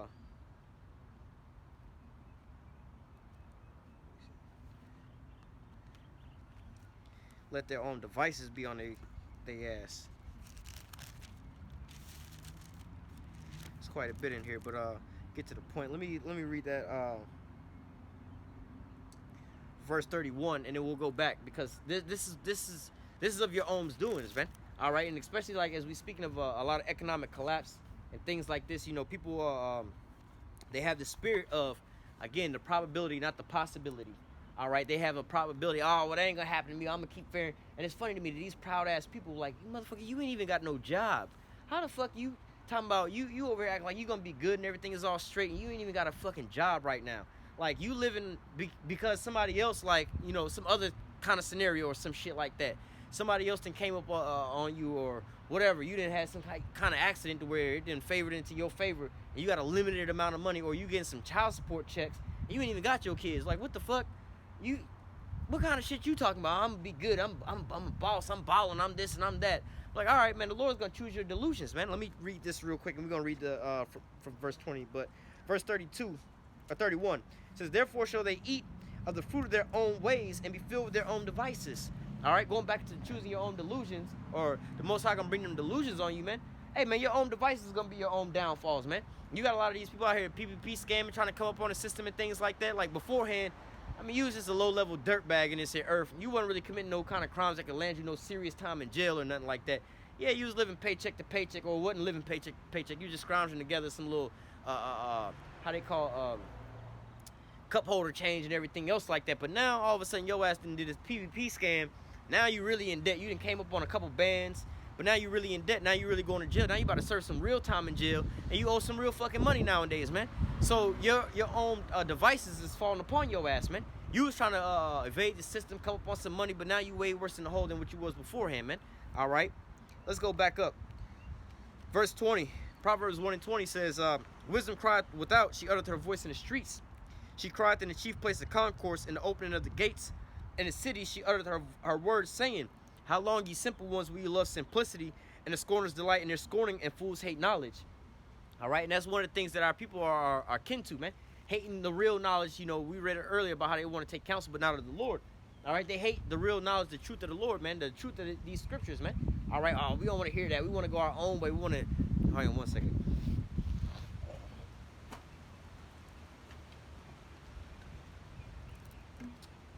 We want to go our own way. We want to try to figure out on our own, man. Sowing into the flesh, man. Sowing into carnality, man. But yet and still they don't want to hearken unto the Lord. But hey, the Lord is the way out of all these things, man. Let me grab this other precept before we finish that off. All right, because hey, this is the crazy part about it is they don't want to listen to the Lord when the Lord is telling them about these things and giving them the warning. All right, but then when these things come upon them, then they want to cry out unto the Lord, man. All right, but the Lord is done with this here BS with you people, man. All right, because he's tried and tried and tried and tried.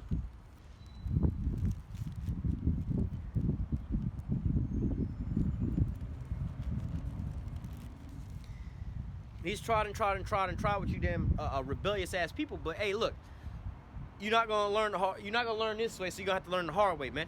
All right. Isaiah 30:9. This is a rebellious people, lying children, children that will not hear the law of the Lord. All right, and that's what we're telling you, man. You don't want to hearken unto the words of the Lord. You don't want to take counsel of the Lord, man. The Lord is calling out unto you. The Lord is telling you how to live, how to be prosperous. The Lord is telling you how to endure throughout all these things. But what are you out here doing, man? Oh, you're plugging your ears. You don't want to hear these things. You want to go and be righteous in your own minds. You want to go do things your own ways, man. But what is that leading you to, man? Death and destruction, man. Has it gotten you out of the hole that you've been digging yourself in from the beginning of time? No, man. You've only dug yourself further and further and further into this goddamn hole. Into what? You get to a point, a snapping point, man. Some people don't even get to the snapping point. They just keep on going with their wickedness. I heard somebody say that about somebody that's damn near about to be 40 years old. They trying to figure their life out and get their life together. Like, how long is this person gonna be trying to get their life together? They damn near 40 years old with kids.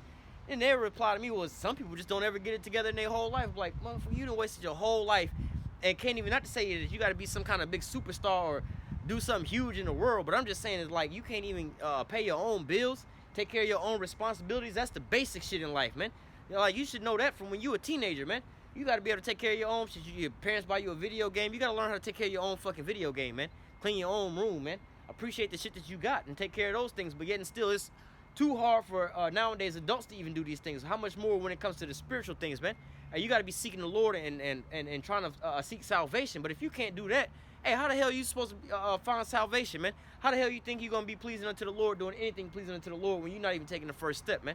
All right, let's continue on. Isaiah 30 in verse 1 or verse 9.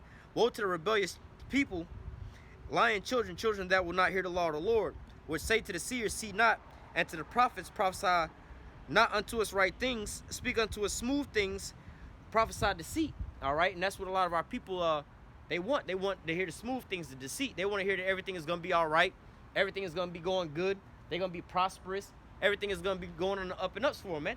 But this isn't so, man. We're at a time where the sins of Babylon have reached unto heaven, man.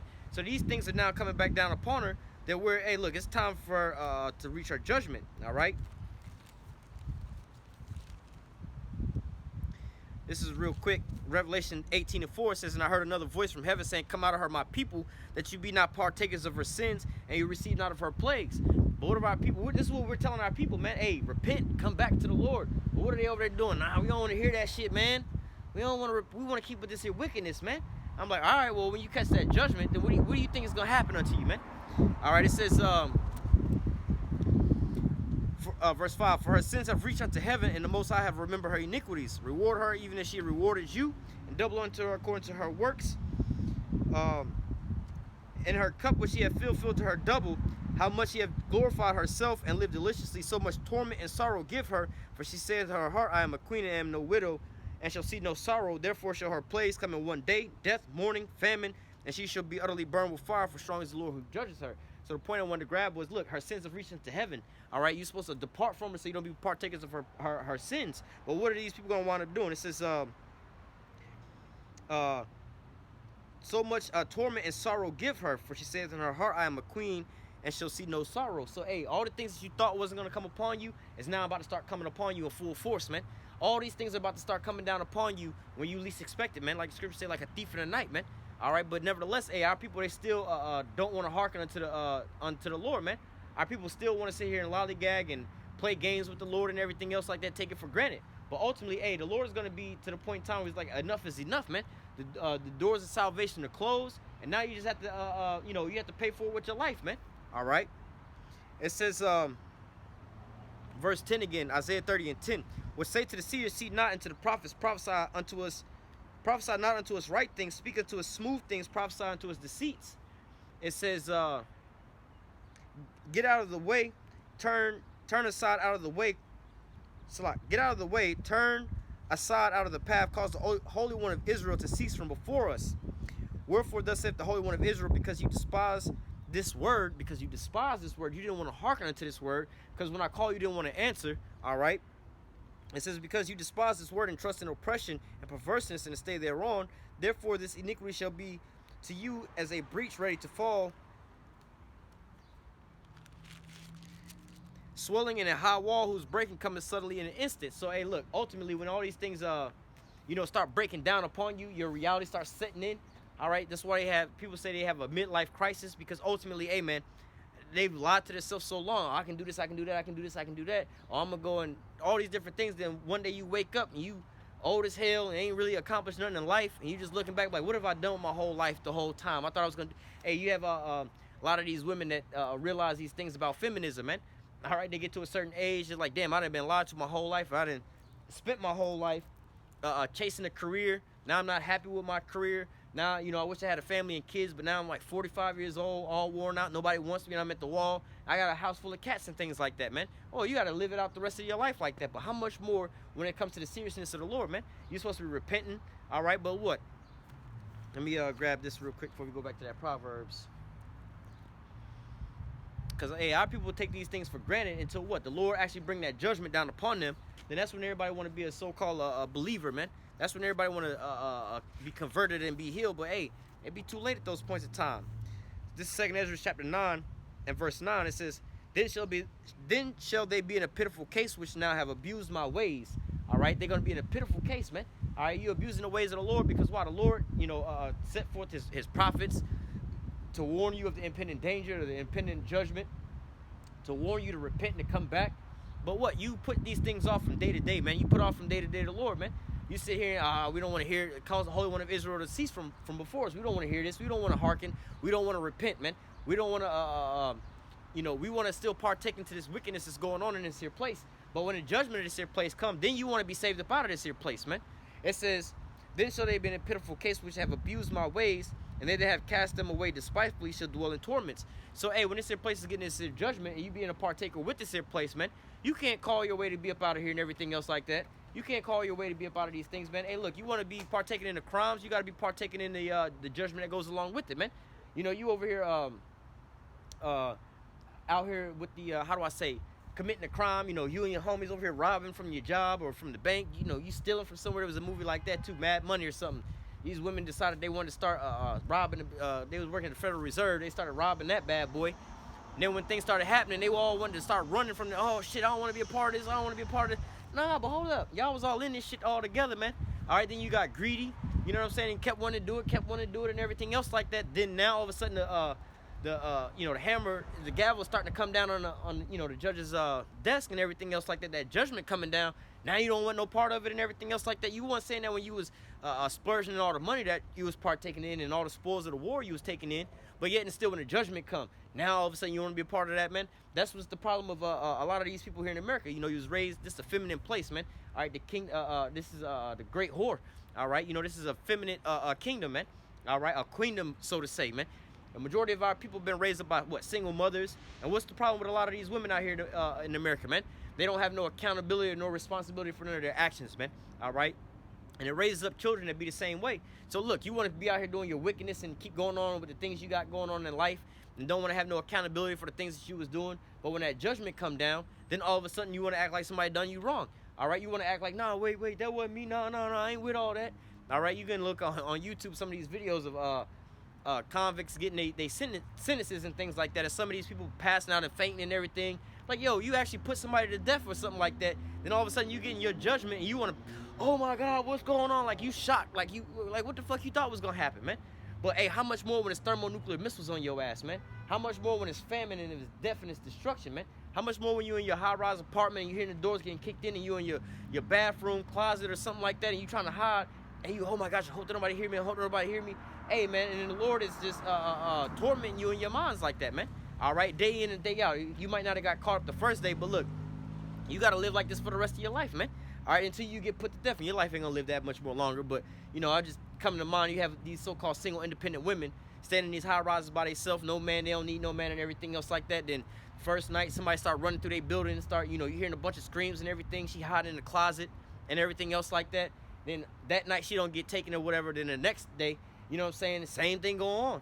But then she can't really call nobody to come help her out because all the minutes she got on her phone, she done played them and screwed them over and everything else like that. I heard a story about this chick who was saying about how it was one chick telling a story about another chick about how her homegirl looked all good and everything else like that. She was always doing good with men. Always had new dudes, remember, always talking to a new guy and everything, here and there, here and there. But then all of a sudden, the girl went to go move, and she had to call her homegirl to help her move. She's like, well, you get all these dudes' numbers, but can't none of these dudes come help you move? Like, what's up with these dudes, this and that? So you can only imagine that day, and she got all these dudes' numbers in her phone. You think she's going to call any of them to come and help her out? The reason she couldn't call to help them move is because she did something dirty to these niggas to where she can't, like, I don't want you to know where I live at or nothing like that, or they don't want to help her out anyway. So just think about it, man. All right, the Lord's going to choose your delusions, man, because you've abused his ways, man. So you talking about you don't need no man and everything else like that. Now all of a sudden, that's your biggest desire in those days, man. Isaiah 4:1. All right, let us be called by thy name. How's it go? Not getting too far off topic, but, you know, there's a reason why they're going to be saying what they're saying, man, and how they're saying it. Because, look, they're going to know. Come on, we right here. They're going to know it's either, you know, they need a, like the scripture also say, a man's going to be more precious than the golden wedge of Ophir. All right, he's going to be a covering. All right, Isaiah 4:1. In that day, 7 women shall take hold of one man, saying, we will eat our own bread and wear our own apparel. Only let us be called by thy name to take away our reproach. So that's what they're going to be saying in that day. Look, I need a man. Look, let me be your woman. Just take away my reproach, man. Because, look, when the Lord chooses those delusions, again, like I said, some people say certain things or talk with a certain tone. I don't need no man. Their biggest fear is what? The fact that they're going to have to depend on the man in their life. That's why they have to keep putting on that coat of armor. You know what I'm saying? Some people walk around, you know, you hear a lot of people say, oh, I'm an alpha male, I'm a this, I'm a that, I'm a so on and so forth. But in reality, they're the opposite of all these things. They have to keep psyching themselves up for these things, keep telling themselves these things to make themselves feel better about these things, man. All right, so the same way goes with, again, like we were speaking about these women. Oh, I don't need no man. Well, when the Lord starts choosing your delusions because you chose to put off from day to day the Lord, you don't want to hearken unto the Lord, now you in your closet and you crying out and you screaming out and everything, the one thing that's going to be in the back of your mind is, I wish I had a man I can call, look through my phone and find a man to call, but look, I done did this man wrong. I got this man on child support. I got this man locked up. I falsely accused this man. I done ghosted this man and did this and did that to this man. I don't want to call none of these men, man. But then now you got men coming through my damn apartment building and snatching up bitches left and right, and I'm scared. What am I going to do at this point in time, man? So now all these things are going to come into these people's minds, man. All right? Hey, the same thing with these men out here, man. All right? We can read about that. Let me grab that precept real quick. This is not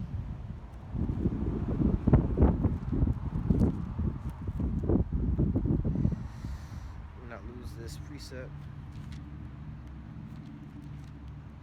All right, Jeremiah chapter 30 verse 5, it says, for thus saith Yahweh, we have heard a voice of trembling and of fear and not of peace. All right, so it's a voice of trembling and of fear. Ask ye now, see whether a man doth travail with child. Wherefore do I see every man with his hands on his loins as a woman in travail. So, hey, man, you know, this is going into Jacob's trouble. So, I should have read it, but I just dropped it. So, Jeremiah 30 and 7 says, alas, for that day is great, so that none is like it. It is even the time of Jacob's trouble, but he shall be saved out of it. Going back into the elect. But nevertheless, hey, man, if you have these men that's screaming in travail like a woman in travail, like having birth pains and things like that, hey, if they're like this trembling, how much more, you know, they're going to need that protection as well, too, man. They're going to need the Lord to protect them, man. All right, so, hey, it's going to be a scary time out there for these people, man. The Lord going to be choosing these people's delusions and things like that. Their biggest fears coming upon them, man. All right, all these people that's thinking that all kind of things is going on. All right, man, you see people, you see them on them little YouTube videos at that point. The nigga knew. He fucked up. Or instant karma, or all these little videos like that, man. That's why, hey, the men of the Lord love watching them videos, because you see the people in their pride, and then all of a sudden when that judgment come upon them, all right, you see that look of fear upon their ass, man. All right, they start to fear the Lord instantly at that point in time. But, hey, it'd be too late for their ass, man. So let's go back to the 2nd Ezra 9. Did we finish the precept? Yeah. 2nd Ezra 9 and 9. It says, then shall they be in a pitiful case, which have abused my ways, and they have cast them away despitefully, shall dwell in torments. So, again, you know, when they abusing the ways of the Lord and putting off from day to day the Lord, and they're gonna feel sorry for that in that point in time, man. That's when everybody become religious in those times and days, man. You could be such an atheist in your whole life, but then when those judgments come, that's when people call out to the Lord. Oh, Lord, save me. Y'all pray for me, do all these things. But they're not thinking about the Lord in the time when they're out here doing their wickedness, man. They're walking around doing their wickedness day in and day out. Oh, I don't need this. I don't need the Lord. I can do my things my own ways. But, hey, wait till they get on that deathbed. Wait till they're in the hospital. Wait till they get mangled up into a car accident. Wait until, you know, whatever happens to their ass, man. Go back to 9/11, man. Them people up at the top of the building. I guarantee you everybody that was in that building wasn't believers, man. But I guarantee you everybody in that building was turning into believers at that point in time when they realized they couldn't get down from the top of that building.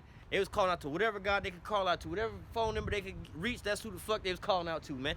But guess what? The Lord said, For then shall they be in a pitiful case which now have abused my ways, and they have cast them away despitefully, shall dwell in torments. For such in their life have received benefits and have not known me. All right? And hey, you know, just like, you know, you have the benefit of coming across the men of the Lord on the highways and the byways, coming across them on the videos, having them in your household, working with them and everything else like that. Hearing the word, man. Our people hear the word day in and day out. One second. Our people hear the word day in and day out because, like I said, you have relatives that you know, you talk to. You have family members in your household, your husbands, your sons, your brothers, your husbands, your sons. One second.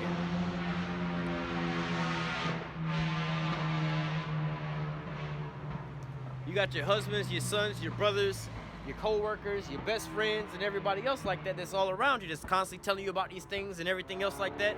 All right, they had the benefit of knowing the Lord. They had the benefit because, hey, you know, you have the benefit much more. Those people, like I said, your brothers, your friends, your sons, your husbands, all right, your co-workers and things like that. You've all had a way better benefit than other folks who just had to come across the truth some other type of way, man. All right, from watching it on a YouTube video or having to walk around and cross them on the block, man. All right, because, hey, if the men of the Lord live with you, man, this is what's constantly inside their mouth, man. This is the manner of conversation they're always in, man. All right, it's not like, you know, you wake up in the house and the TV's playing and there's some shit on the news. The men of the Lord walk by and they see that. You seen what happened on the news with Ukraine and shit like that? Yeah, the Lord said that these things was going to start to happen. These things was going to talk about wars and rumors of wars. He going to automatically start preaching, man. You know, you start talking about, oh, did you hear about the Will Smith slap scenario? Yeah, this is what happens when you have a wicked-ass woman reigning over top of you. You know, willing to lose every damn thing, man. So, like, everything that the man of the Lord, you know, whenever you're around a man of the Lord, you know, whatever they talk about is going to lead back to what the scriptures. So this is how they had the benefits of knowing the Lord, but they didn't know the Lord, man. What did they say, man? Hey, man, stop preaching it to me, man. Why everything got to go into why everything we talk about you got to start preaching about, man? Can't we just have a normal conversation about some normal shit going on, man? You know what I'm saying? You go out to the grocery store, damn, look at this bad bitch, her ass cheeks all hanging out. Yeah, they shouldn't be walking around wicked like this, man, because now they got all these men lusting after this here woman. How we know she ain't got no man? Now she walking in the grocery store with her man. You know what I'm saying? Her ass cheeks all hanging out. See, you see what I'm saying? Type of wickedness is going on. So look, you being around the man of the Lord, you got the benefit because they constantly going to be talking about the word of the Lord around you, man. All right? It's not like you got to sit there and catch them on the highways and the byways, come out and catch them on their schedule. Catch them whenever they upload a video, man. All right? No, you got the benefit because they're right there with you, man. And then you also got the benefit of, hey, man, there's day in and day out, man. The scriptures go up, man. All right? Day in and day out. Let me grab that real quick, and we'll come back to it.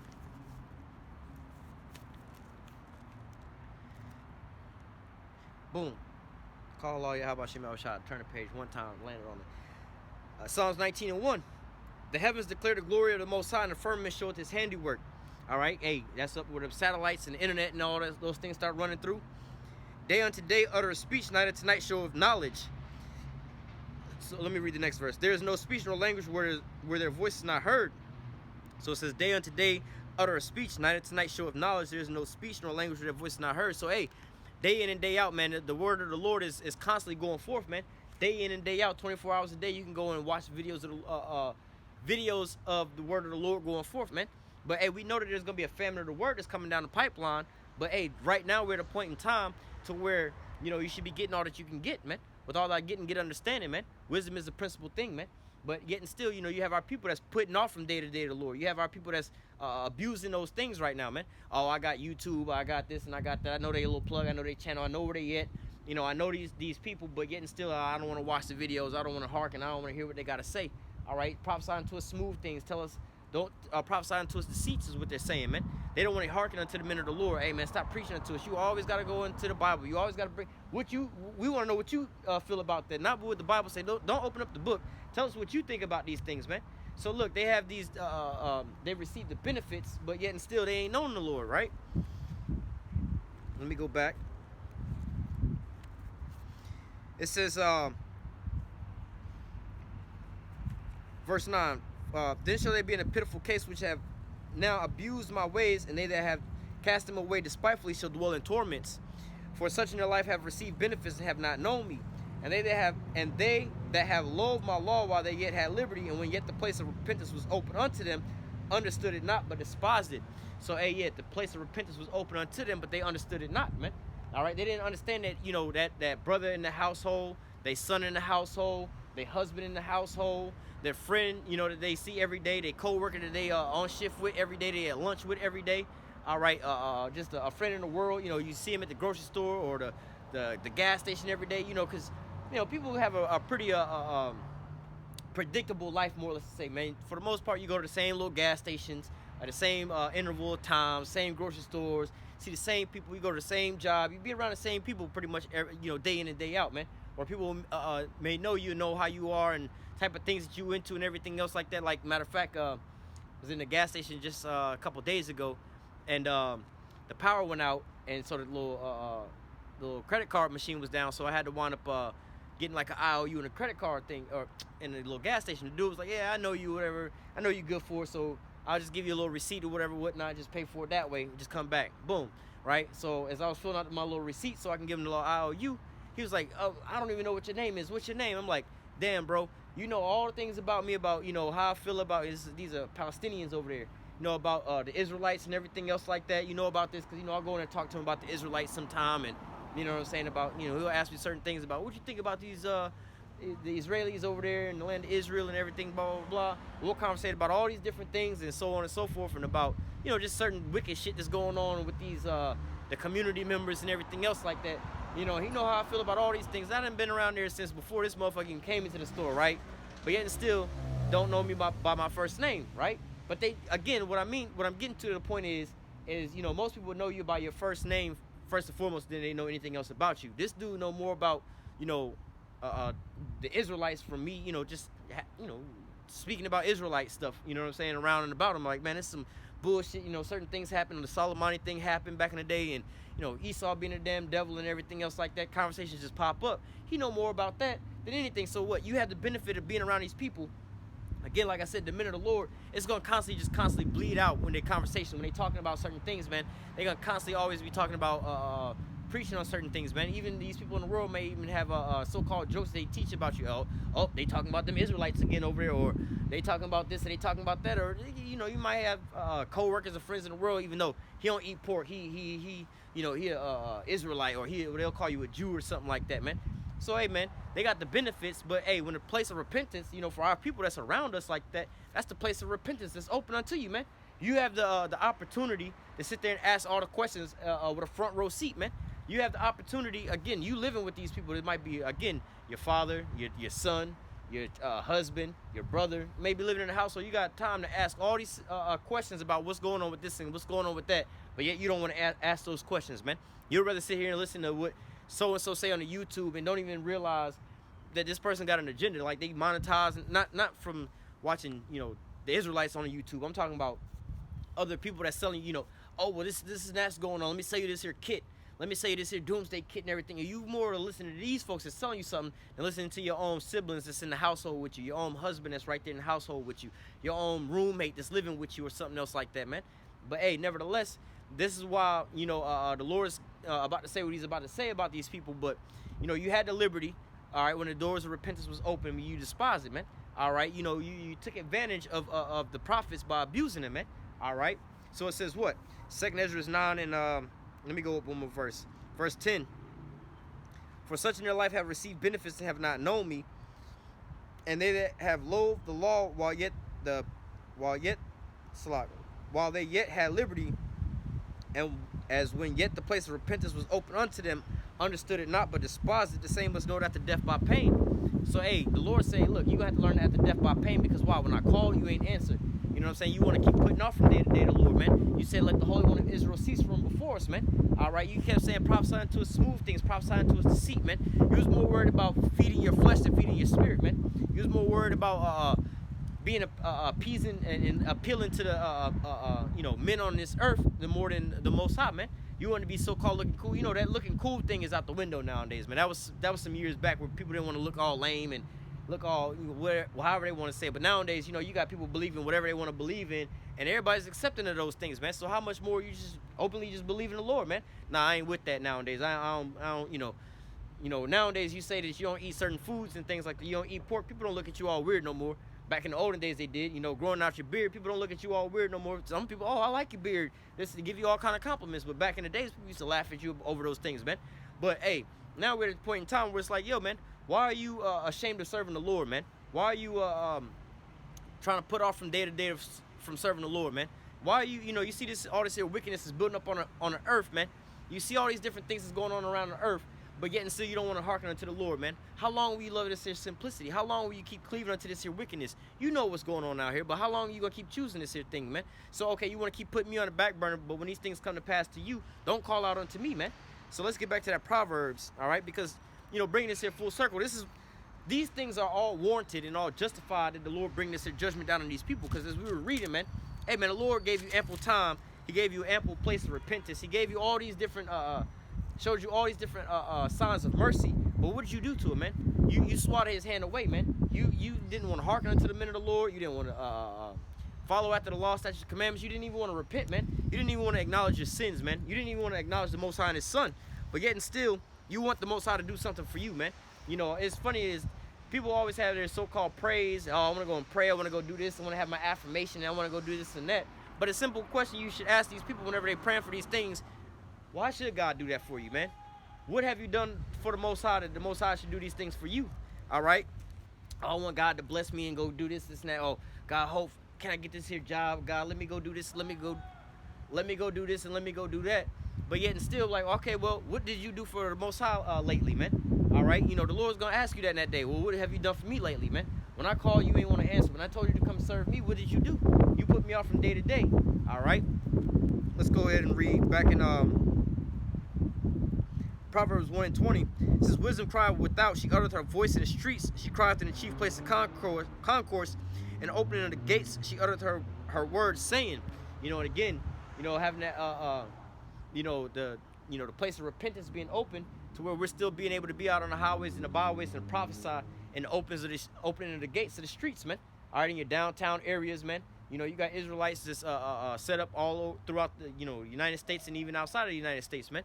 But yet still, you know, you have a small abundance of people. You know, you have people that sit there and know where you at in your same city and everything else like that. That'll sit there and watch from at home. Don't want to come down to see the men of the Lord, or come down this week. Don't want to go down next week and come and go whenever they want to please, because they want to be in the comfort of their own home and go do some other things. Hey, they don't want to come out and seek the Lord, man. They don't want to come out right before the Lord and be able to ask questions and get fulfilled like they really need to be, man. All right, or that'll put off from day to day from seeking the Lord, man. All right. It says, how long, you simple ones, will you love simplicity, and scorners delight in their scorning, and fools hate knowledge? All right, you know, and how long will you hate knowledge, man? And we're not talking about knowledge on how to put together a car or a boat, or how to save money on your car insurance. All right, no, we're talking about the knowledge of the Lord, man. Everybody, like Scripture said, these people are forever learning, but not coming into knowledge, roughly paraphrasing, man. All these people are over here studying this and studying that and studying this and studying that. But then at the end all be all is like, you know, like I said earlier, they trying to figure their life out and figure out this and figure out that, man. Hey, like the Scriptures say, here's the whole duty of man: fear the Most High and keep His commandments. All right, study the Most High, find out about these things, then you can understand how a lot of these systems work.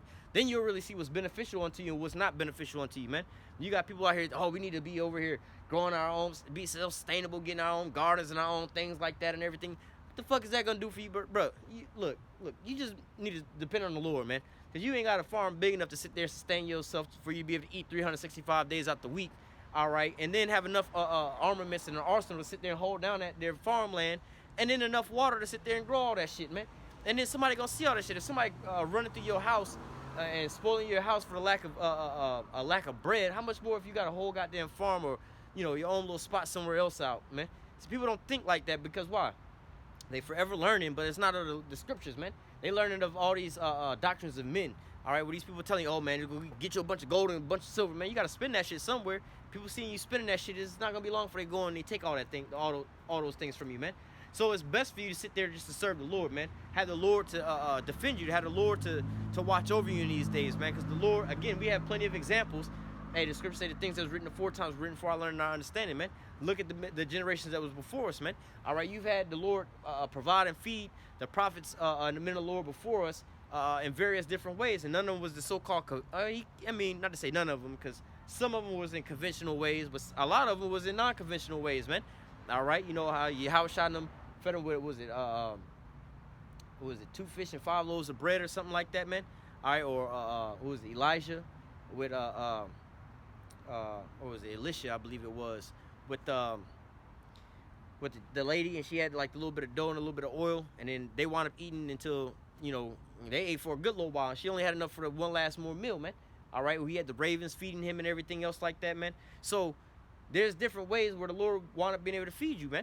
So, but our people think about things in the so-called carnal way. How long you simple ones we love simplicity? You'll sit there and learn about how your doomsday prepping, how you can do this and how you can do that. Oh yeah, we can just do this. We're gonna farm our own stuff in the backyard of my apartment on a little patio. We're gonna just live organically off this here food. But bitch, you ain't got enough space to be living organically in your apartment building, bruh. Do you know how long fruit take to harvest fruits, and they only come like once a year? Like, you ain't gonna be able to do all that, man. But our people love their simplicity, man. But this is why the Lord say, hey, he gonna let me jump over to verse 31 again. It says, therefore shall they eat of the fruit of their own ways and be filled with their own devices. And that's not talking about they're gonna eat of their own fruit from their own fruit tree, man. All right, you gonna I'm gonna just grow my own food and stuff like that. All right, you grow your own food. Now you attracting all these damn enemies coming down the block to come in and steal your whole shit. You just stocked up all this here shit for them, and you didn't die a horrible death, man. They didn't chain you up and torture you for your little homegrown garden because you thought you was gonna escape, but you just made it worse for yourself, man. All right, or you trying to grow on your little garden on your little patio outside your apartment and things like that, man. And then you realize that you harvested one time, you ain't got enough to keep eating, man. All right. Going back to verse 22, how long you simple ones will you love simplicity, and scorners delight in scorning, and fools hate knowledge. Turn you at my reproof. Behold, I will pour out my spirit upon you, unto you, and I will make known my words unto you. And that's again going about having the liberty, you know, and having the benefits, because again, you have these people that's around you that's constantly telling you about what's going on with the Lord, man. The Lord has set up the minute of the Lord conveniently around you, so that it's not too far for you to be able to get this here truth, man. Again, they're either in your own household, they're at your job, and your family. They're somewhere around you, man. Everybody's got a man of the Lord around them somewhere, man. All right, and then, you know, I was gonna say, all it comes down to is you asking the right question in most scenarios. But hey, a lot of the times, again, if you got the ears to hear, all right, and that's really the point. A lot of people, they're blinded, they can't hear all these things, man. But I was gonna say, if you have the ears to hear, you will hear based off their conversation, because these are the conversations they will be having, man. They're not gonna be with a lot of this BS. They're not gonna be jumping off the bandwagon with a lot of these things. Their countenance is gonna be completely different. When everybody else is worried about, you know, taking the little juicy juice and everything else like that to get their job, the minute the Lord go like, man, we ain't worried about that. If we gotta go get another job, we gotta go get another job, man. All right, we're not gonna be you know, bowing down to this here scenario, man. Oh, y'all talking about the microchip? Yeah, that's the mark of the beast. You know, the minute the Lord would be talking in these type of conversations and things like that, man. So at the end all be all, you know, you would be able to tell who they are around you, man. But yet and still, hey, our people they take these things for granted, man. All right.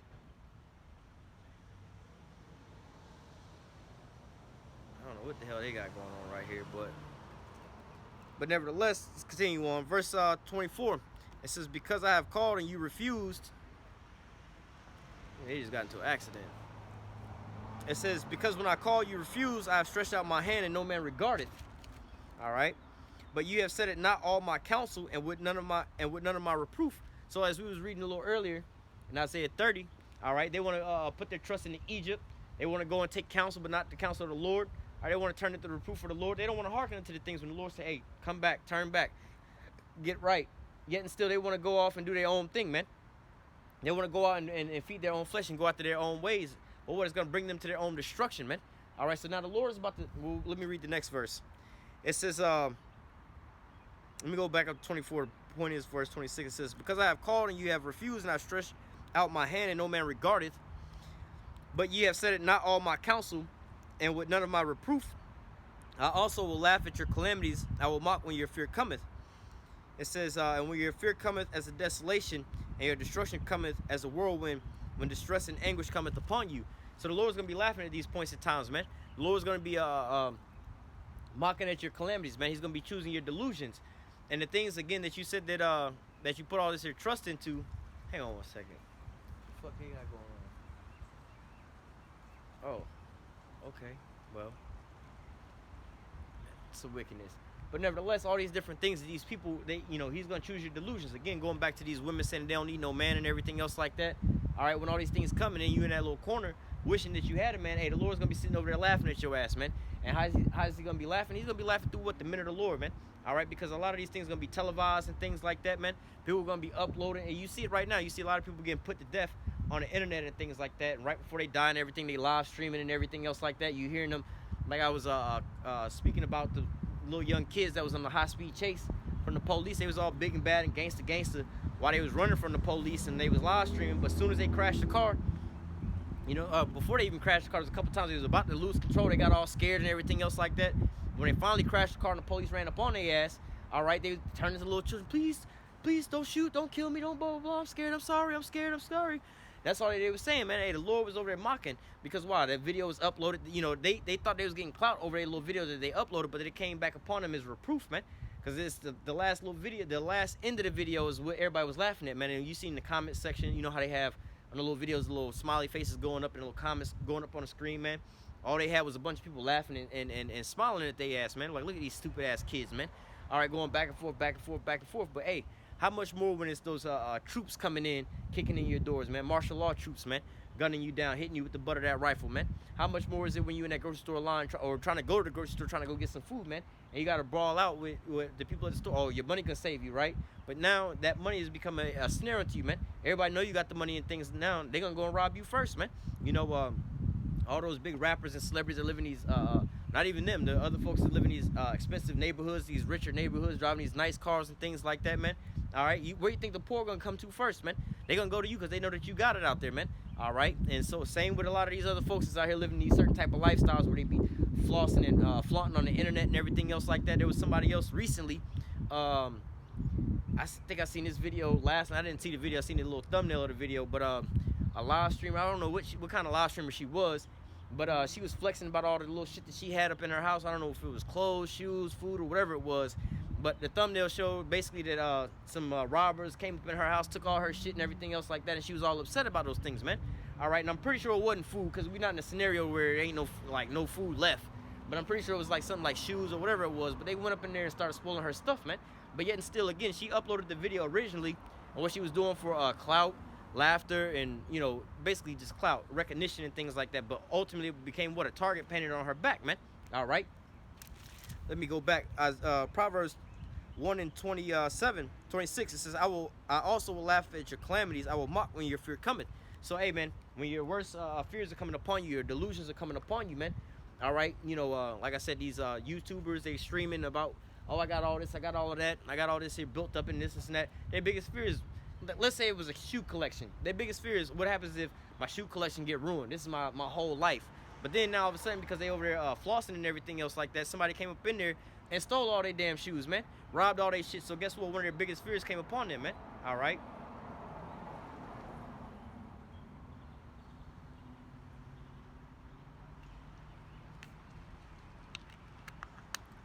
Yeah, I'm pretty sure they crashed over there.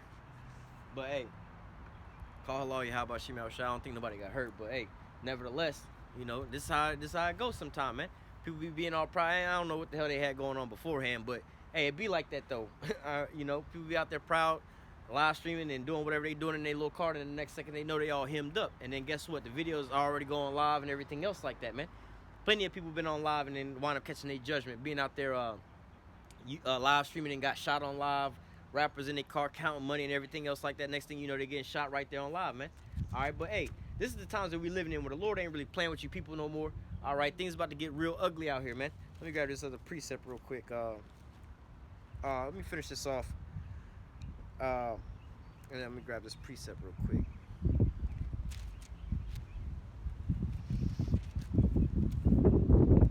All right. Going back to... Whoa.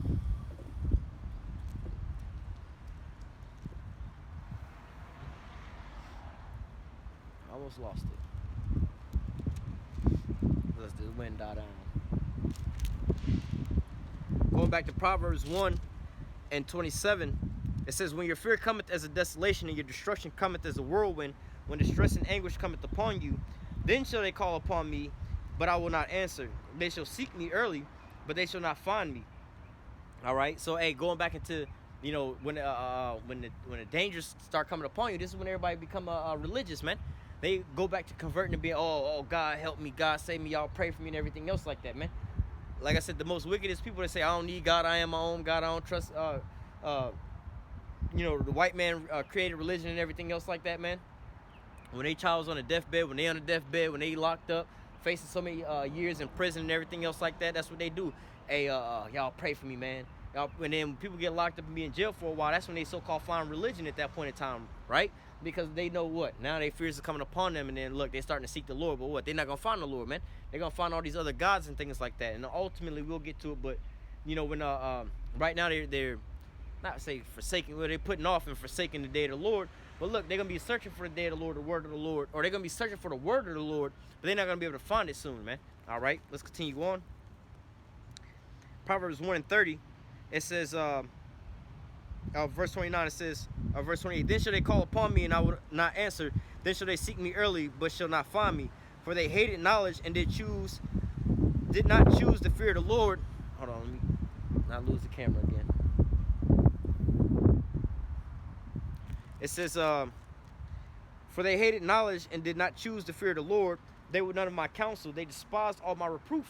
And so when dealing with our people, they despise the reproof of the Lord, man. Don't tell me this, don't tell me that. Tell me about, you know, don't tell me about this wickedness I got going on and everything else like that, man. I'm good. I don't want to hear about this right now. So ultimately, this is going to be their downfall and their demise, man. All right. It says, therefore shall they eat of the fruit of their own ways and be filled with their own devices. It says, for the turning away of sinners shall slay them, and the prosperity of fools shall destroy them. So, hey, they're going to eat of their own devices, man. Whatever they thought that they, you know, like the Lord said, he's going to choose their delusions. All right, the things that they didn't want to come upon them is the things that's going to come upon them, man. All right, their own devices, the things they said is going to save them is going to be their own demise. Oh, I got money. My money going to be able to save me. My money going to be able to do this. My money going to be able to do that. That's going to be your downfall in those days, man. All right, you're a little doomsday bunker, like I was speaking on earlier about the dude who was going around killing people with doomsday bunkers. They thought they was all safe, man. They thought they was safe from the coming destruction. But guess what? They died before we even got to be able to use the damn doomsday bunker, man. All right, these people who think that they straight because they got a job and their job going to hold them down, all of a sudden now they working at Domino's and driving Uber on the side right now, man. Wondering how they got there, man. Hey, it's the Lord that brought you down low to their position, man. All right. It says, for the turning away of the simple shall slay them, and the prosperity of fools shall destroy them. But whosoever hearken unto me shall dwell safely, and shall be quiet from the fear of evil. So, you know, ultimately, hey, serving the Lord is going to be the only way up out of here, man. All right, the Lord's going to take care of his own people, man. All right, let me grab this other precept before we grab that. This is Job 5 and 18. It says, 5 and 19. He shall deliver thee in 6 troubles, yea, in seven there shall no evil touch thee. It says, in famine he shall redeem thee from death, and in war from the power of the sword. Thou shalt be hid from the scourge of the tongue, neither shalt thou be afraid of when destruction cometh. At destruction and famine thou shalt laugh, neither shalt thou be afraid of the beasts of the earth. So, you know, going back into trusting in the Lord, you know, there's a compare and contrast. You have those that didn't want to hearken unto the Lord. How long you simple ones, we love simplicity, and you didn't want to hear what I had to tell you. You want to go off and do whatever you want to go and do. I'm gonna laugh when your calamities come. You gonna be hungry. My servant's gonna be, or you gonna be hungry and thirsty. My servant's gonna be full, and they're gonna be eating or in drinking, man. All right, you're gonna be sorrow for vexation of heart. They're gonna be you know, joyous of heart at that point in time, man. But right here we're reading how the elect is gonna be saved from what? Famine, death, and destruction, man.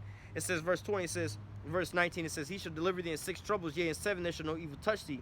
And famine he shall redeem thee from death, and in war from the power of the sword. So hey, man, people out here starving and things like that. You know, again, these people with these doomsday bunkers and stuff like that, they may have them, but hey, are they gonna be able to use them? All right, now the scripture do talk about the elites going into their bunkers and they're going to be surviving all these different things. But guess what? They're the first fruits of slavery, man. So, but the rest of these people out here that got all these little things and their little pantries and, you know, all the little stuff that they stacking up for, hey, man, it's not going to go well with them, man. Because at the end all be all, that's going to be to their own demise, man. They're going to think that, you know, they're going to trust into their own arm, trust into those things, but that's going to be their quote-unquote downfall, man. That's going to be the thing that's going to be their demise, man. That's the Lord said he's going to bring the delusions upon them. Because you have to think about what their trust and their hope is. I trust and I hope that this here doomsday bunker, this here pantry, this food gonna get me along. My job, I'm gonna have all this here money saved up. It's gonna get me along. Their biggest fear is, you know, because they put all their trust in it, their biggest fear is that the opposite is gonna happen. You know, they were like, man, I just hope that I got enough money saved up. I hope I got enough food saved up and everything else like that. Then look, a flood come along and spoil your whole goods, man. All of a sudden, you're looking at your whole little stockpile of everything, and you threw and you deserted it at that point in time, man. All right. So let's go from there. Gotta keep holding this here camera. Let's go over to we were reading about, you know, how to long you simple ones. You know, we love simplicity.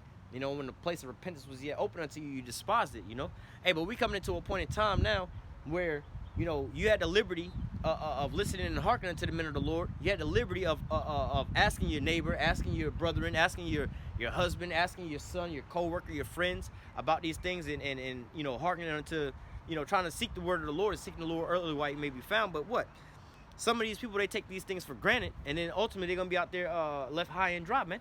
All right, especially when these big major prophecies start hitting. You know, the search results start going skyrocketing over certain things. You know, like Soleimani got killed, and the Ukraine situation popped off. World War III was trending like crazy, man. More and more hits was on those videos talking about World War III.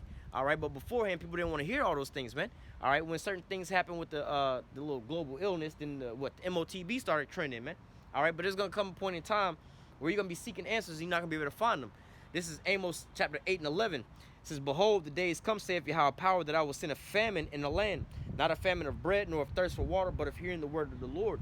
All right, and so, hey, if bread and you know, bread and food is supposed to nourish you up and fill you up and sustain you for you to be able to live by, all right, and the Lord say, hey, man should not live off of bread alone, but by every word that proceedeth out of the mouth of the Lord.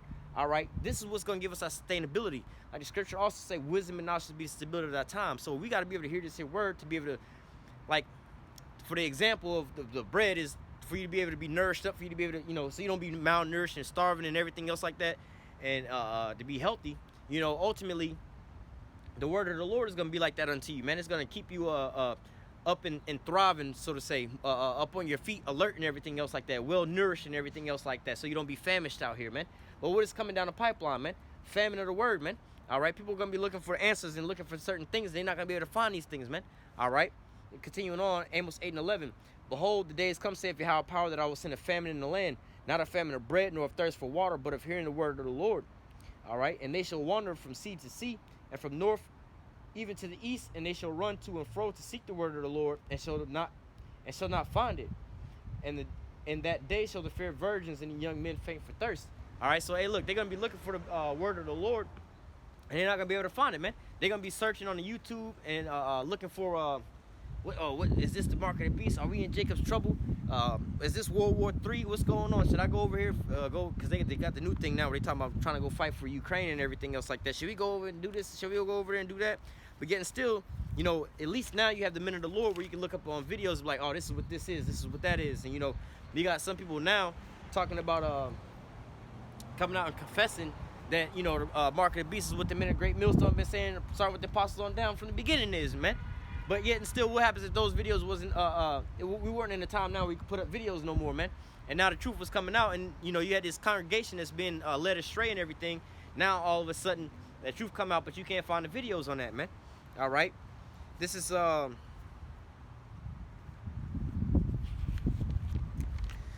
Second Ezra, chapter 5 and verse 9. It's like, give me a second, because I got to try to hold this. Let me switch hands. Second Ezra 9 and 5, or it's like Second Ezra 5 and 9.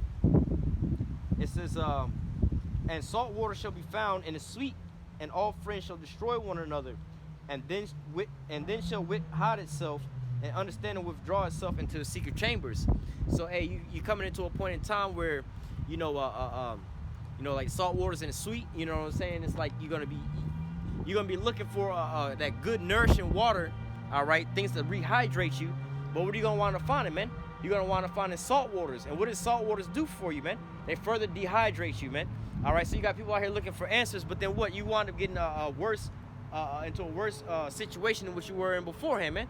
You got people that's out here looking for answers to what the mark of the beast is, and then somebody telling you, oh, The mark of the beast is sleeping with so-called white women. The mark of the beast is an embargo. The mark of the beast is being a police officer shooting down unarmed Jakes, man. Now that'll leave you in a way worse position than where you was beforehand, man.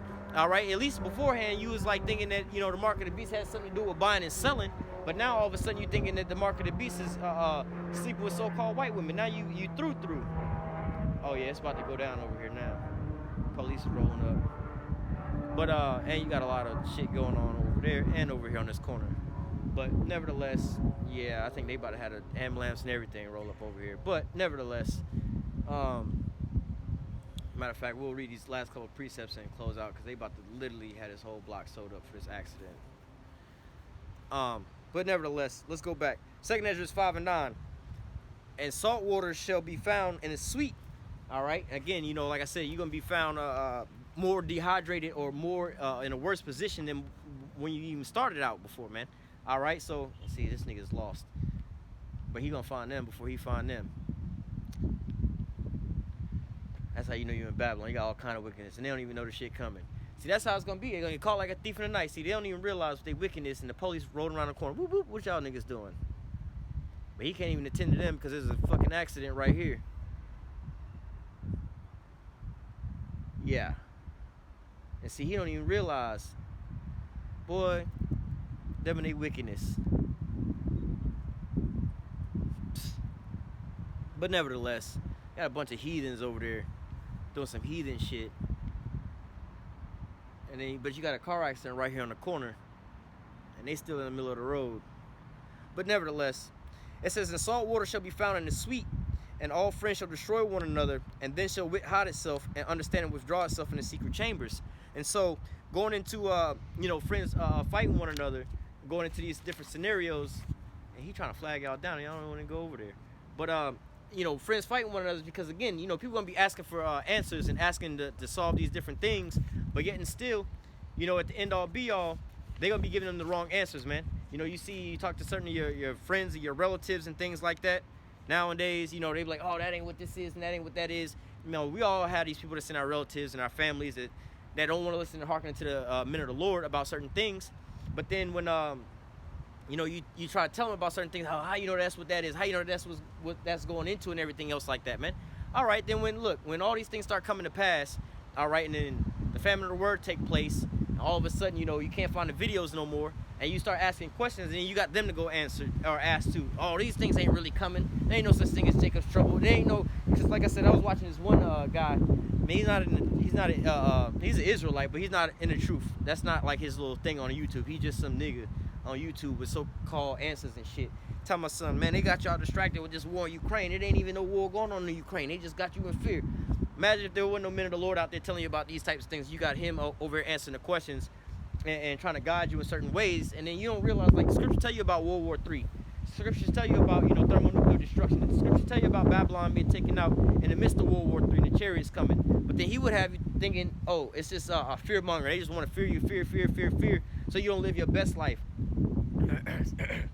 So you don't go out here and get this here money. So you don't go out here and invest into this and invest into that. They just want you to believe in all these different things like that just so that they can fear you and everything else like that. So, hey, man, these are the people that you're going to be out here with, man. And that's why they say friends going to fight one another, because once these people realize you done sold them bad information, this is what they're going to wind up doing. They're going to be like, look, bro, you lied to me about this. You said that there wasn't no Jacob's trouble. You told us there wasn't no mark of the beast. You told us the mark of the beast was Christianity. So we stopped believing in Christianity, but we took this here chip. Now all of a sudden, what you mean we finna get put to death? What you mean these things are finna happen to us because of you lied unto us, man? So now they're gonna be at each other's throats for all these different things, man. But hey, nevertheless, this is why you had the men of the Lord out here to warn you of these things, man. We were set forth as watchmen on the tower to warn you of this impending danger. So when we see these things coming down the path, all right, we was to warn you of these things, man. And that's what we've been doing from the beginning, man. We've been warning you and give you the 100% truth the whole time. You know, you've laughed at us, you scoffed at us and all these different things. But, hey, man, that's part of the lot of being a prophet, man. All right, that's what we were supposed to be out here doing, man. You know what I'm saying? Hey, through the thick and through the thin. Hey, man, we out here. We still out on the highways and the byways. We still with these here videos. We still enduring into the end. We still out here warning you, man. The place of repentance is still open unto you people. But what?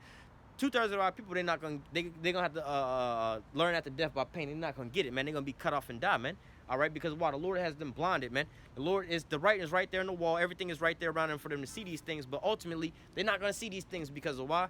the God of this earth have them blinded with what? The ways of this here world, man. They want to keep cleaving unto this here world, man. They want to keep cleaving unto this here place. That's why the scriptures say, arise ye and depart, for this is not your rest. It's polluted. It'll destroy you even with a sword of destruction.